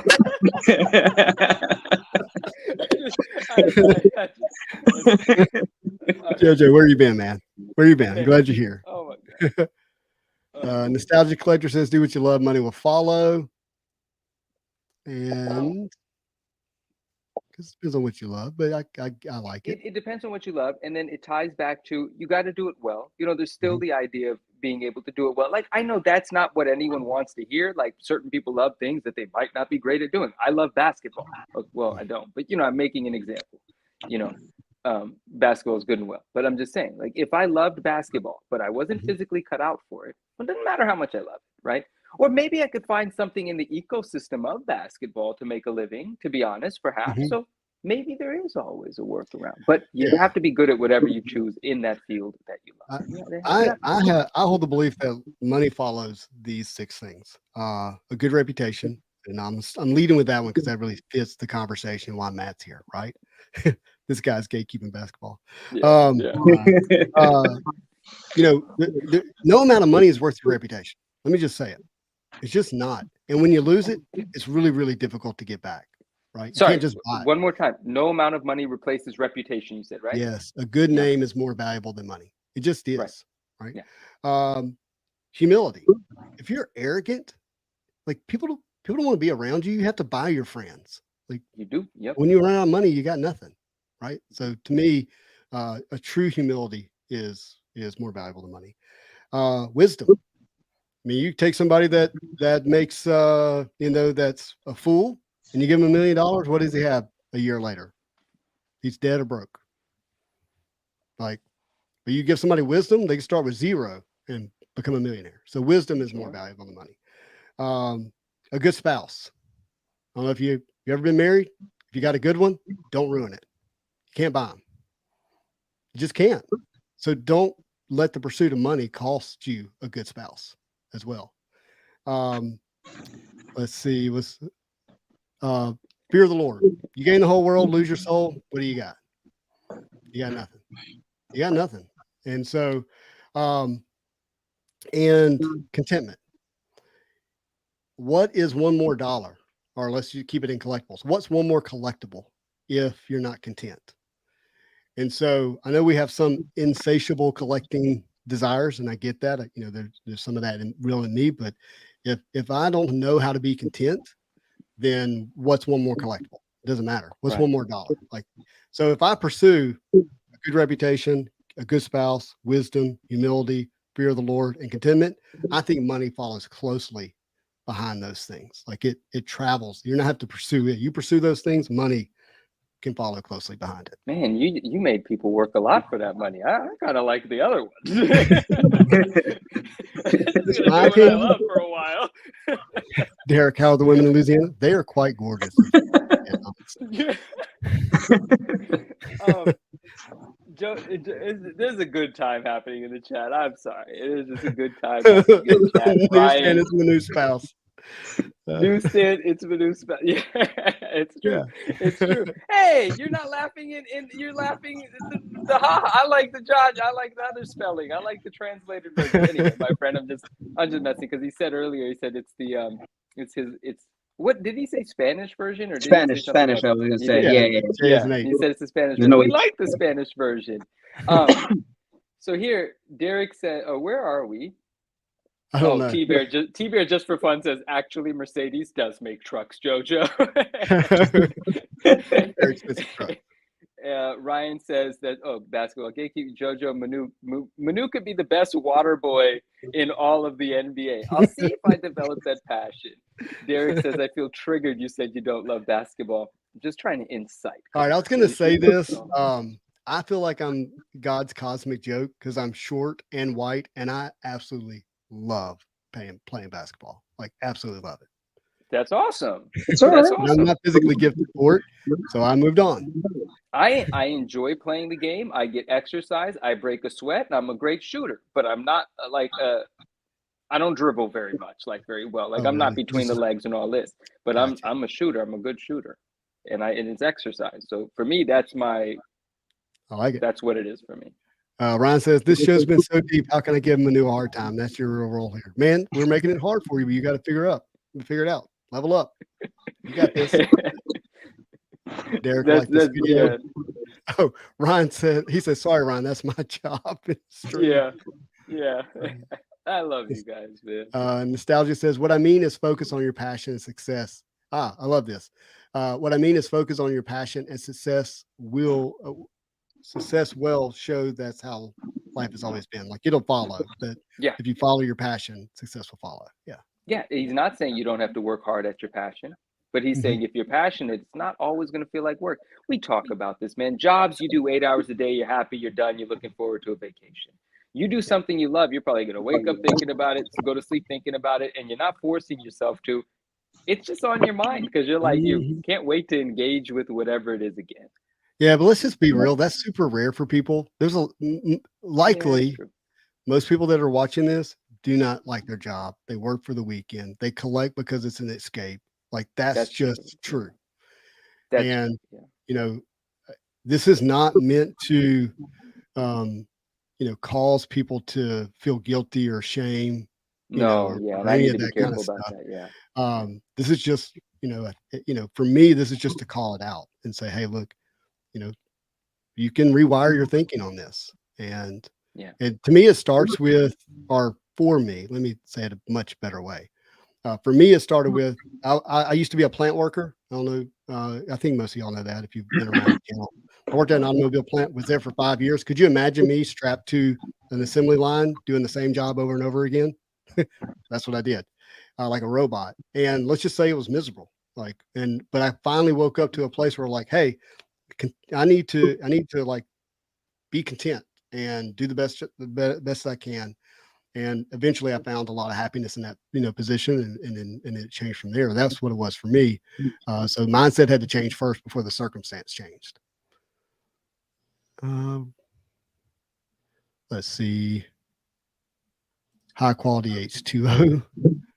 T-Bear says he's 5'8". Well, I would look up to you, my friend.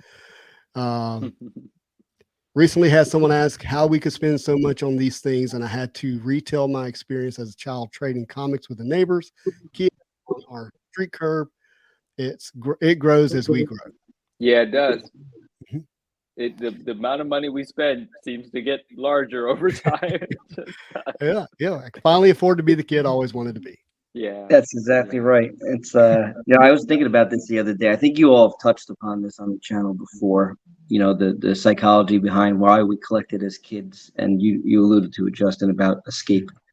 I remember I spent every penny I had back in the day getting packs of cards, right? It was on a much smaller level, but I go rake leaves at like age 8 and go ride my bike, get like 10 packs of cards, and I'd be happy.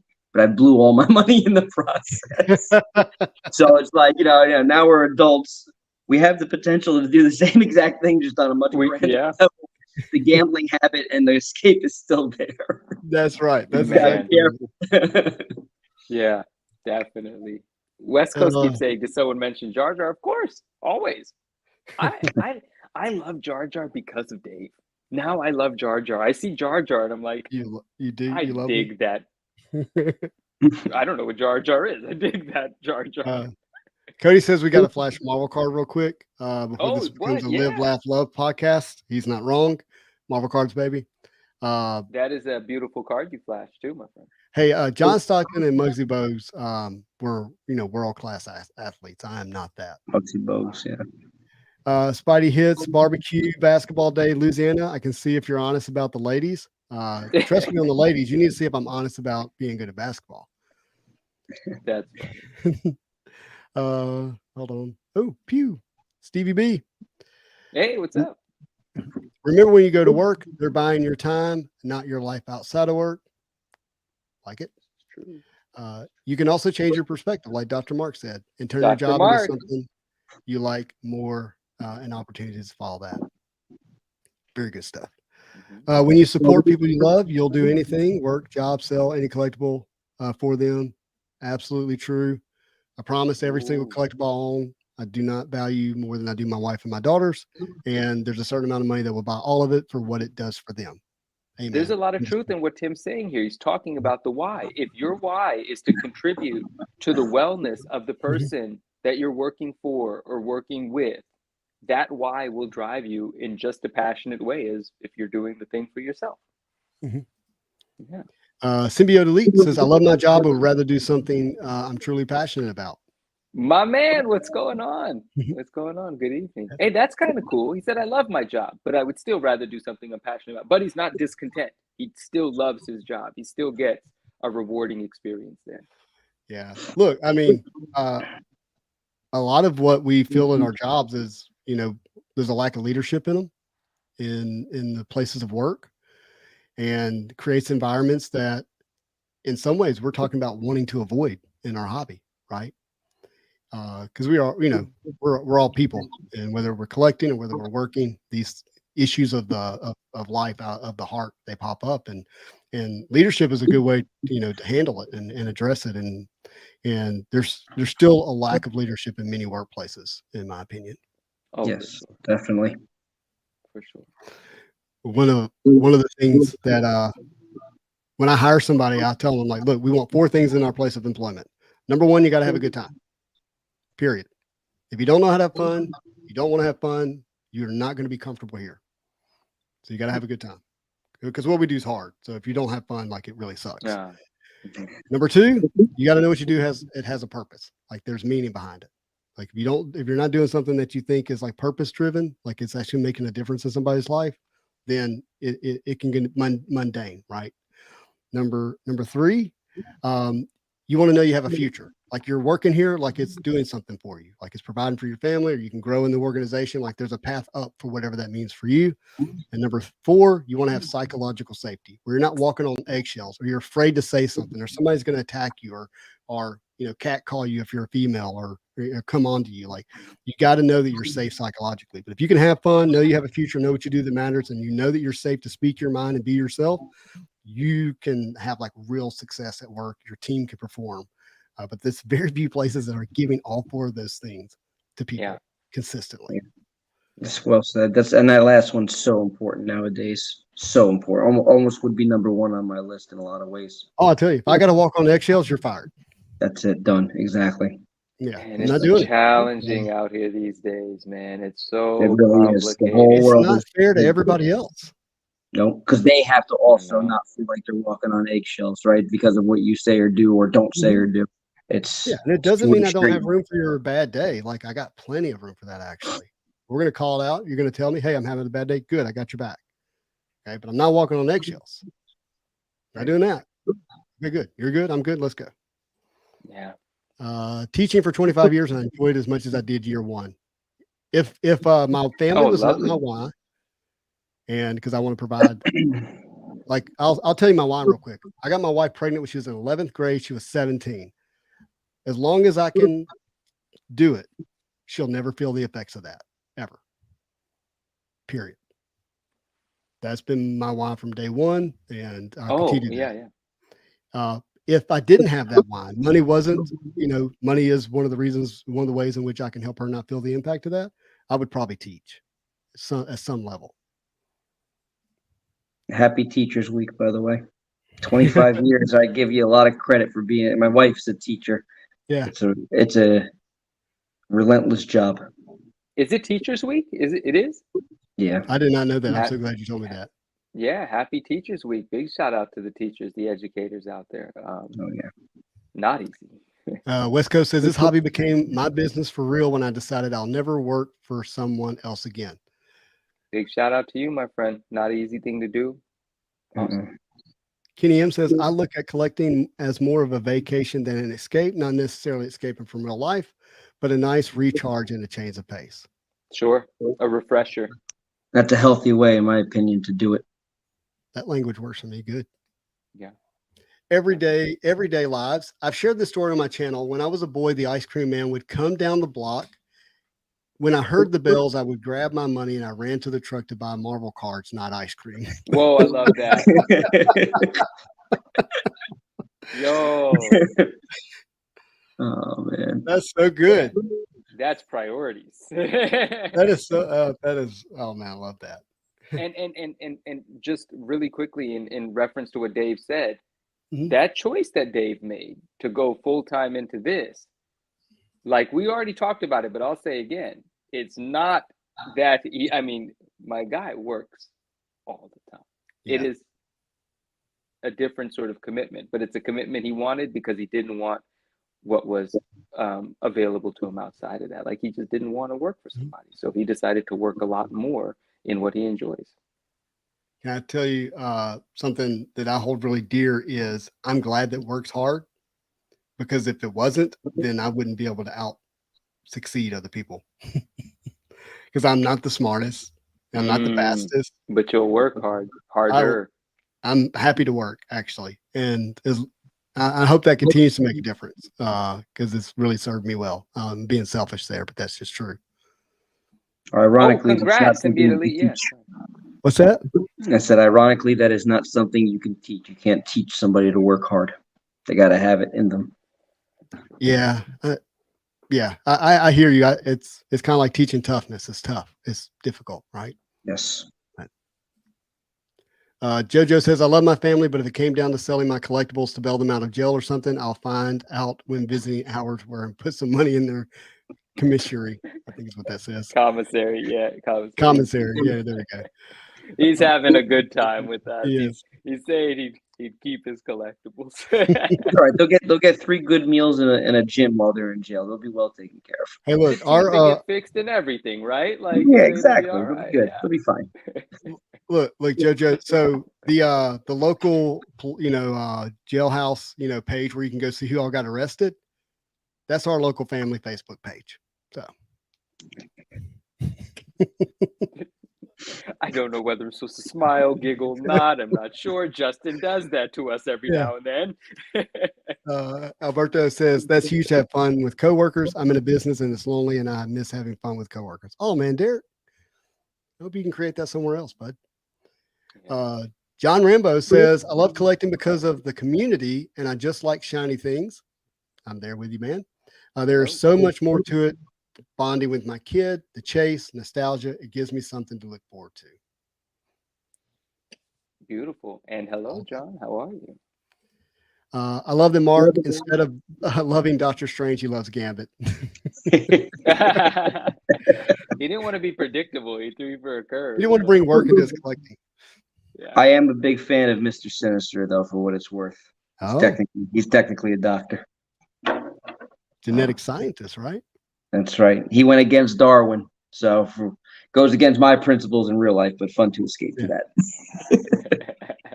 I've said it multiple times. I still think a really well written Mr. Sinister TV series would be insane. It would.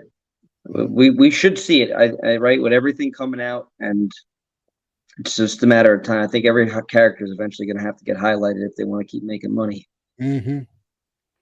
Apoc says, I've been collecting Marvel most of my life. Now I'm collecting with my son. Cool part is sharing, and now we've found this cool community. That is awesome. Jojo, that's hilarious. That's my echo. Jojo, that's hilarious, but I totally get where you're coming from. Why should you give up on what you love for their mistakes? Talking about bailing out his family with his collectibles. Oh, oh, the joke is continuing. I like it. All Yeah. right, that one got legs. I think a bunch of friends of ours just had children because first I was congratulating Symbiote Elite, but then Derpa Doo is congratulating Tim and Josh on new arrivals to their families. That wow. sounds like children. I'm not sure, but congratulations to our friends. Absolutely. Congrats. That's awesome. Yeah, and I know I'm behind, but I just don't want to miss anybody's comments tonight because we're having such a group chat here. Cody says, I'm working for myself, drawing blueprints after putting my son down and hugging the wife. Grateful. That is special. Wow. And that explains his logo, by the way. That makes more sense. Yeah. I He's liked doing it when I didn't even know what it was or what it referred to. West Coast says, that's why I'll never work for someone else again. Having to worry about my livelihood according to someone else's rules makes me not want to exist. He's saying it in a very strong way. I do not disagree with it, though. Like the way he's wording it, I might word it differently. Dave knows that, but on the phone with him, I might word it a little more harsh than him. If I'm on the phone with him, I might have some choice words, but I feel that. I love it. Beautiful, Justin. Well, thank you. I've been working out. Oh, he's not talking about my appearance. You ripped your shirt when you just showed your biceps. Yeah, look at that. I can now do 13 upside down handstands on the wall, like my whole body. There you go. Oh, really? Cool. Yeah, I'm doing I've it for never been dancing, so I tempted can to lift do up such these a thing. girls when I pick them up. Brittany says, even worse when you're a child and someone does that. Brittany, I don't know what you're talking about. Derba, don't forget to hit the like button. Thank you, my friend. I really appreciate that. Symbiote says he had his first child at 38. That's what you're referring to. Now, this I knew about. Sorry, Nurses Week as well. Love all of our nurses out there. They're the real. Oh, my mother's a retired nurse. Awesome. Well, that's who really saves lives and takes care of people, right? Absolutely. The nurses are the unsung heroes of the hospital, without a doubt. Love them. Congrats, Symbiote. Had his first. This is everything that Manu just said. And Derpa was talking to Joe. Joe is Symbiote Elite. Joe said it was autocorrected to Josh. Got it.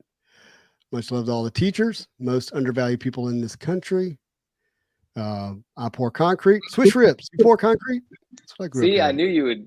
I knew you'd pick up on that real quick. Like, wait a second. I've been referred to by a younger cousin who has had to work under me in the past as the nicest a-hole he's ever had to work with.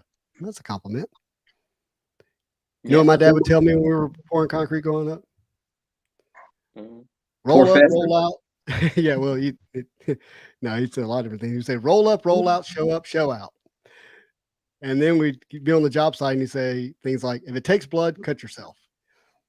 And this was his way to it, huh? Yeah, this is his way of teaching me to work. And then he would say, if we got hurt, he would go, I've had worse in the corner of my eye and never missed a blink.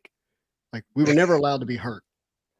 So if we smashed our finger, got cut open, got scarred, he's like, whatever, I had worse in the corner of my eye, never missed a blink. Keep going. You ever think about starting an Instagram page that is just like those caption squares, like black square with a one-liner that your dad used to say? Every day you just throw one of those one-liners up. The online fortune cookie.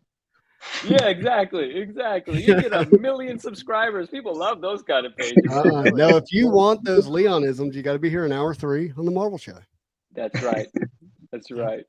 Hey, a lot of respect for construction, for concrete workers. All that works on the ground. So think about how hard it is, and then think about doing it bent over all day in the heat, nonstop, every day. Man, I didn't even know it was Nurses Week and everything. That's what happy nurses. Let's see. Congratulations. Do you still have those stickers? Not sure what that's about. Symbiote says, I need to change my YouTube name. It's Old Man Venom. Change it to Symbiote Elite. Yeah. What is this? Justin, when you smack one out of the park, it's a grand slam. I'm dying. What's he referring to? Must have been your dad's. I'm assuming. Okay. I'm working to catch up. Anytime I see a card or set or comic book that I've never seen before, that makes me smile. That's what reminds me of what I collect. Cool. Wow, I love it. I love it. Leon's lines. John Rambo says Leon's lines. Like that works. Yep, Leon's that does lines. work. Oh, Noah just turned 1. That's awesome. Congratulations. Oh, very nice. Congrats. John Hamm is Mr. Sinister. What do you think about that, Matt? Kind of like that. Yeah. That's It good. would work.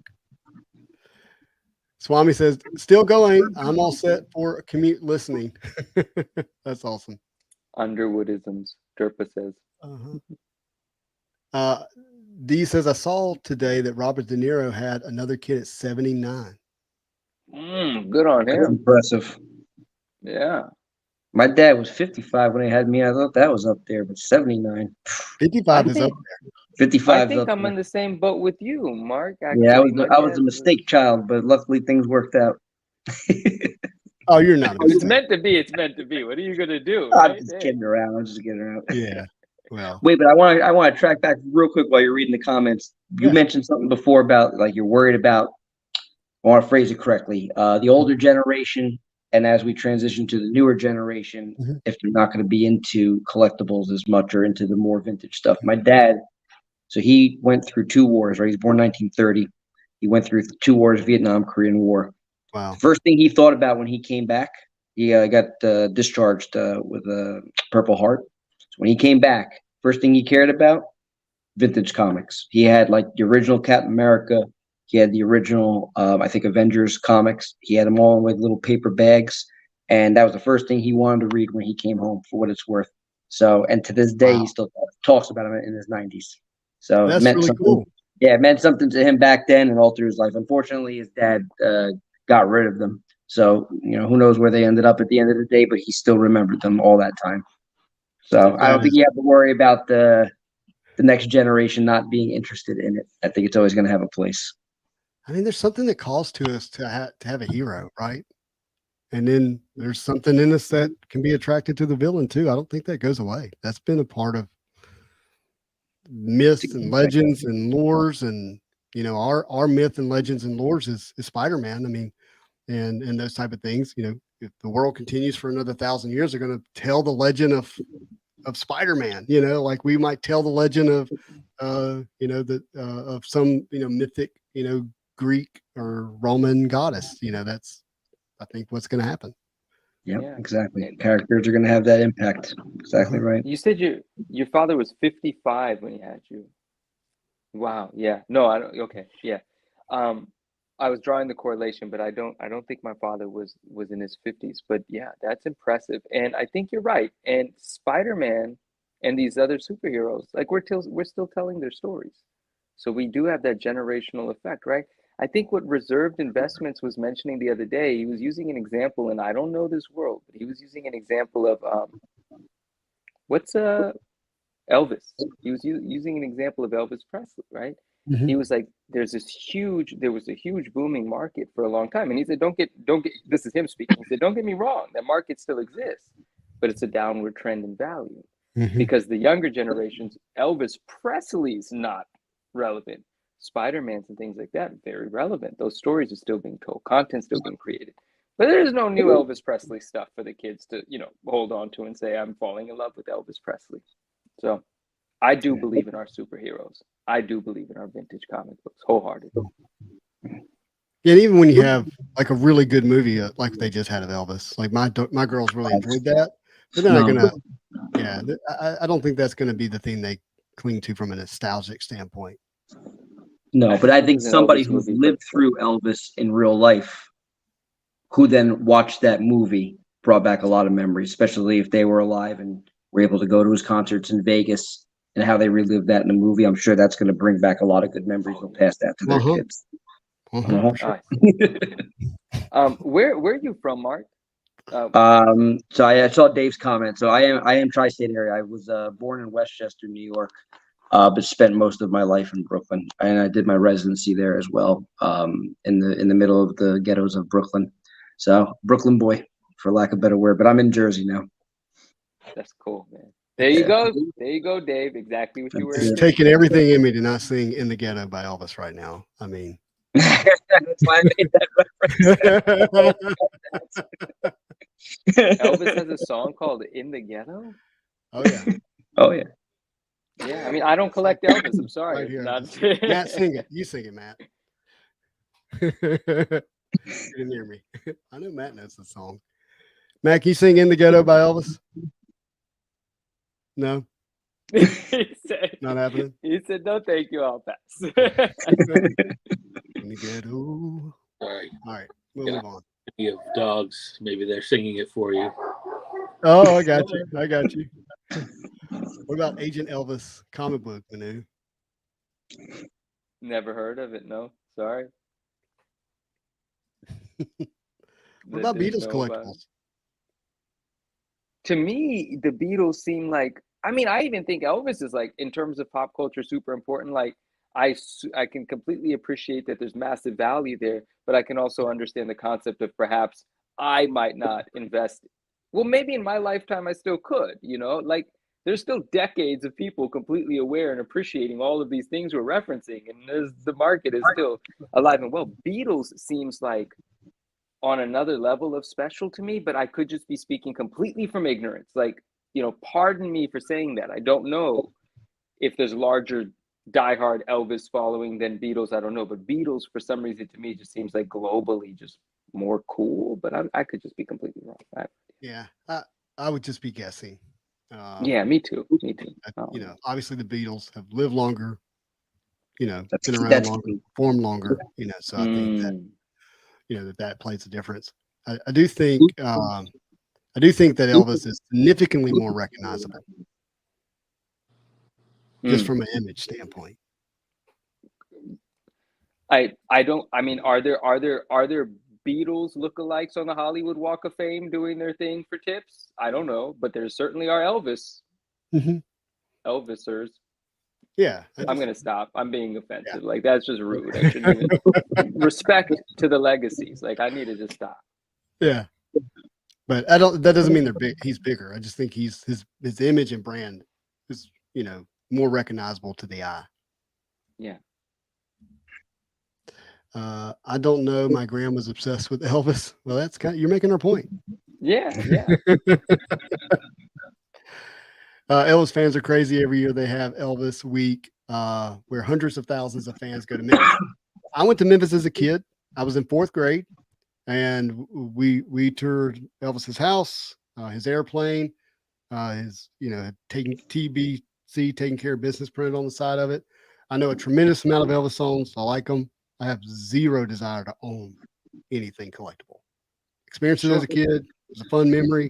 Like the songs, it doesn't land for me as a collectible. Oh, well, Swish just said something interesting. Well, first Ryan said something insightful. Oh, let's go to that. Yeah. You want me to read it? Beatles. Yeah, you read it. Beatles greater than Elvis. Repertoire wise. How do you pronounce the word? I'm just so glad you read it. Repertoire. Repertoire wise, that'd be the case in America. Oh, okay. Elvis was an American icon, more or less. The Beatles were international, right? So there might be a larger global reach for the Beatles. Swish says, "I'm surprised collecting Pac and Biggie autographs and such isn't more popular." You know, I have a feeling that it just hasn't risen to a certain level of recognizable popularity yet. There is most likely a market for that, but what I want to reference is the interest that I see happening in like just generally cassette tapes, right? Because if you think about 90s nostalgia, when we were introduced to hip hop and some of our favorite artists, it was like liquor store and gas station cassette tapes, you know? Yep. A side, B side. Yeah. And so I know it's just fun nostalgia collectability, but that's how it starts. And then it goes bananas unexplainably sometimes. I think sealed cassette tapes and stuff like that, they probably already are, and I just don't know. They're probably extremely hard to find. Certain ones are probably extremely valuable already. But that combined with autographed merch from the artist, I just think it's an unrealized market yet. And I think that excitement is going to come to life soon. Or maybe I just optimistically want that to happen, but I can appreciate and understand that happening. Dave says Big and Tupac were not the easiest to approach for autos. They didn't lead lives where most musicians, and they had security 24/7. So there's there's an inherent rarity that's already there, I guess is what he's saying. Yeah. He says they're about as easy to come by as Kurt Cobain, which is not easy. Right. Yeah, I mean, if I had a Kurt Cobain auto, it would just blow my mind. Man, rest in peace to the legends, everyone that we've mentioned tonight. Isn't that something? And so many passed so young, and their impact is like. Well, I feel terrible all of a sudden. No, I mean, I think it's just interesting to recognize that these. No, I made a joke, and you're like being respectful. I said if I had a Kurt Cobain auto, it would blow my mind. Oh, I didn't hear it. I wasn't. Come on, that's a good joke. It's a good joke. I didn't hear it. It's a good joke. I didn't hear it. We can have the jokes and still get to my thing. It's just really interesting. Like I think Tupac passed away in his early 20s. How old was he? Somebody. Yeah, I think he was like 22, 21 years old, right? Maybe so. Not in his 30s, that's for sure. And his impact. There are people that were 12, 11 years old when he passed. They're however old they are now, and he's just as significant. I think there's might have been more time. I don't want to get too morbid here, but 26 Swish is saying it's just incredible the impact. It's incredible the impact artists and musicians have on our lives. That's true. Yeah, and all three of those, really, really changed, genres of music in a lot of way. And so to think about, the short time they were with us and what could have been created afterwards is incredible. My goodness. Nostalgia Collector is asking Matt, what are the pictures behind you? Looks like Cannonball and Domino. Just curious.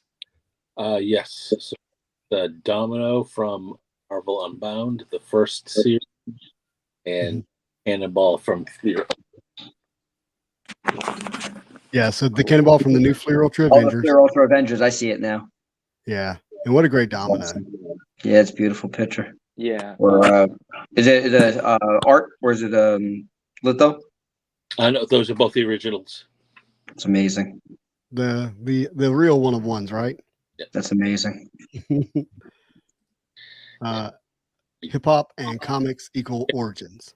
Say original art's even crazier. Yeah. We need to see that, Justin. What do you need to see, bud? Let me know what you were talking about.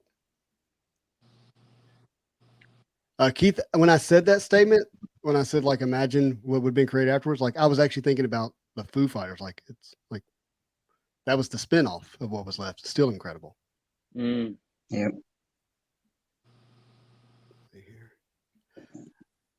Off-White Tim says, wow, congrats, Matt. Yeah, congrats. That is impressive indeed. For sure. Always love that Domino. Yeah, it's really incredible. Quite happy with it. I'm going to have to look at that close up. I'm not sure I'm familiar with the art. I'm going to Google it real quick just to see it. Derek says, that reminds me, I haven't opened up my 1 in 50 Spider-Man from Bianchi. Oh, yeah. He's talking about. What? Oh, the litho poster that, yeah, the print. It was beautiful. Yeah.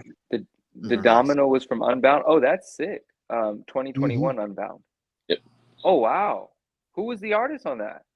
It's Freddie and that's the same artist as doing the current Unbound. Yep. It is. What? And the thing is, like, Manu, if you were to go look for their stuff that they're not doing for Unbound, you would be absolutely blown away. Happy and sad at the same time. Manu's not always pleased with the way they do the anatomy. Some of it feels not proportionate. But I mean, look at this Domino. How that's like the face is magnificent. Like that's incredibly well done. Anyway, I'm glad I got to look at that. Cool, very cool. Yep. Tim says he saw him in person. Is that right? Oh, I think he's okay. No, he's talking not Matt's original arts. He's talking about the prints. Yeah. Okay. From Simone. Well, guys, we're getting to the 4th hour, and so we're gonna wrap it up here. If that's all right. What a show! Show! Matt, thank you so much for joining us. Thank you for having me. Dude, what a 100%, pleasure. man. Mark, my man, you stuck with us the entire time, and I couldn't be more grateful. Thank you for all the Awesome. conversation, the insight. The box is great too, but I'm here for a different reason, man. I like the conversation. I love it. It was a pleasure to meet you finally in person. Likewise. Yeah. What a great show. Yeah, Mark. I'm over here saying what a great. I'm not supposed to say that, but I thoroughly enjoyed it. All of the conversation, everything, I thoroughly enjoyed What a it. great show. Yeah. Yeah. Mark, thank you. You're welcome on the channel, dude. Really appreciate you. Appreciate you sharing your box with us more than anything, sharing your passion and your knowledge and your time. It means a lot. Matt, you know how I feel about you. Love you, man. Really appreciate you and all you do, especially the way you teach me and educate me. It means a lot. Thank you. And Manu, my man, really appreciate you. Everybody in the chat, thank you for being our content tonight. Thank you for hanging out with us, sharing your thoughts, and really always appreciate it. If you haven't done so, hit that like button for us. It just makes me happy when you do it. And if you're new to the channel, first time you're watching us, hit the subscribe button. We're here every week, 56 weeks in a row, likely to continue. But as always, I hope you have a marvelous day.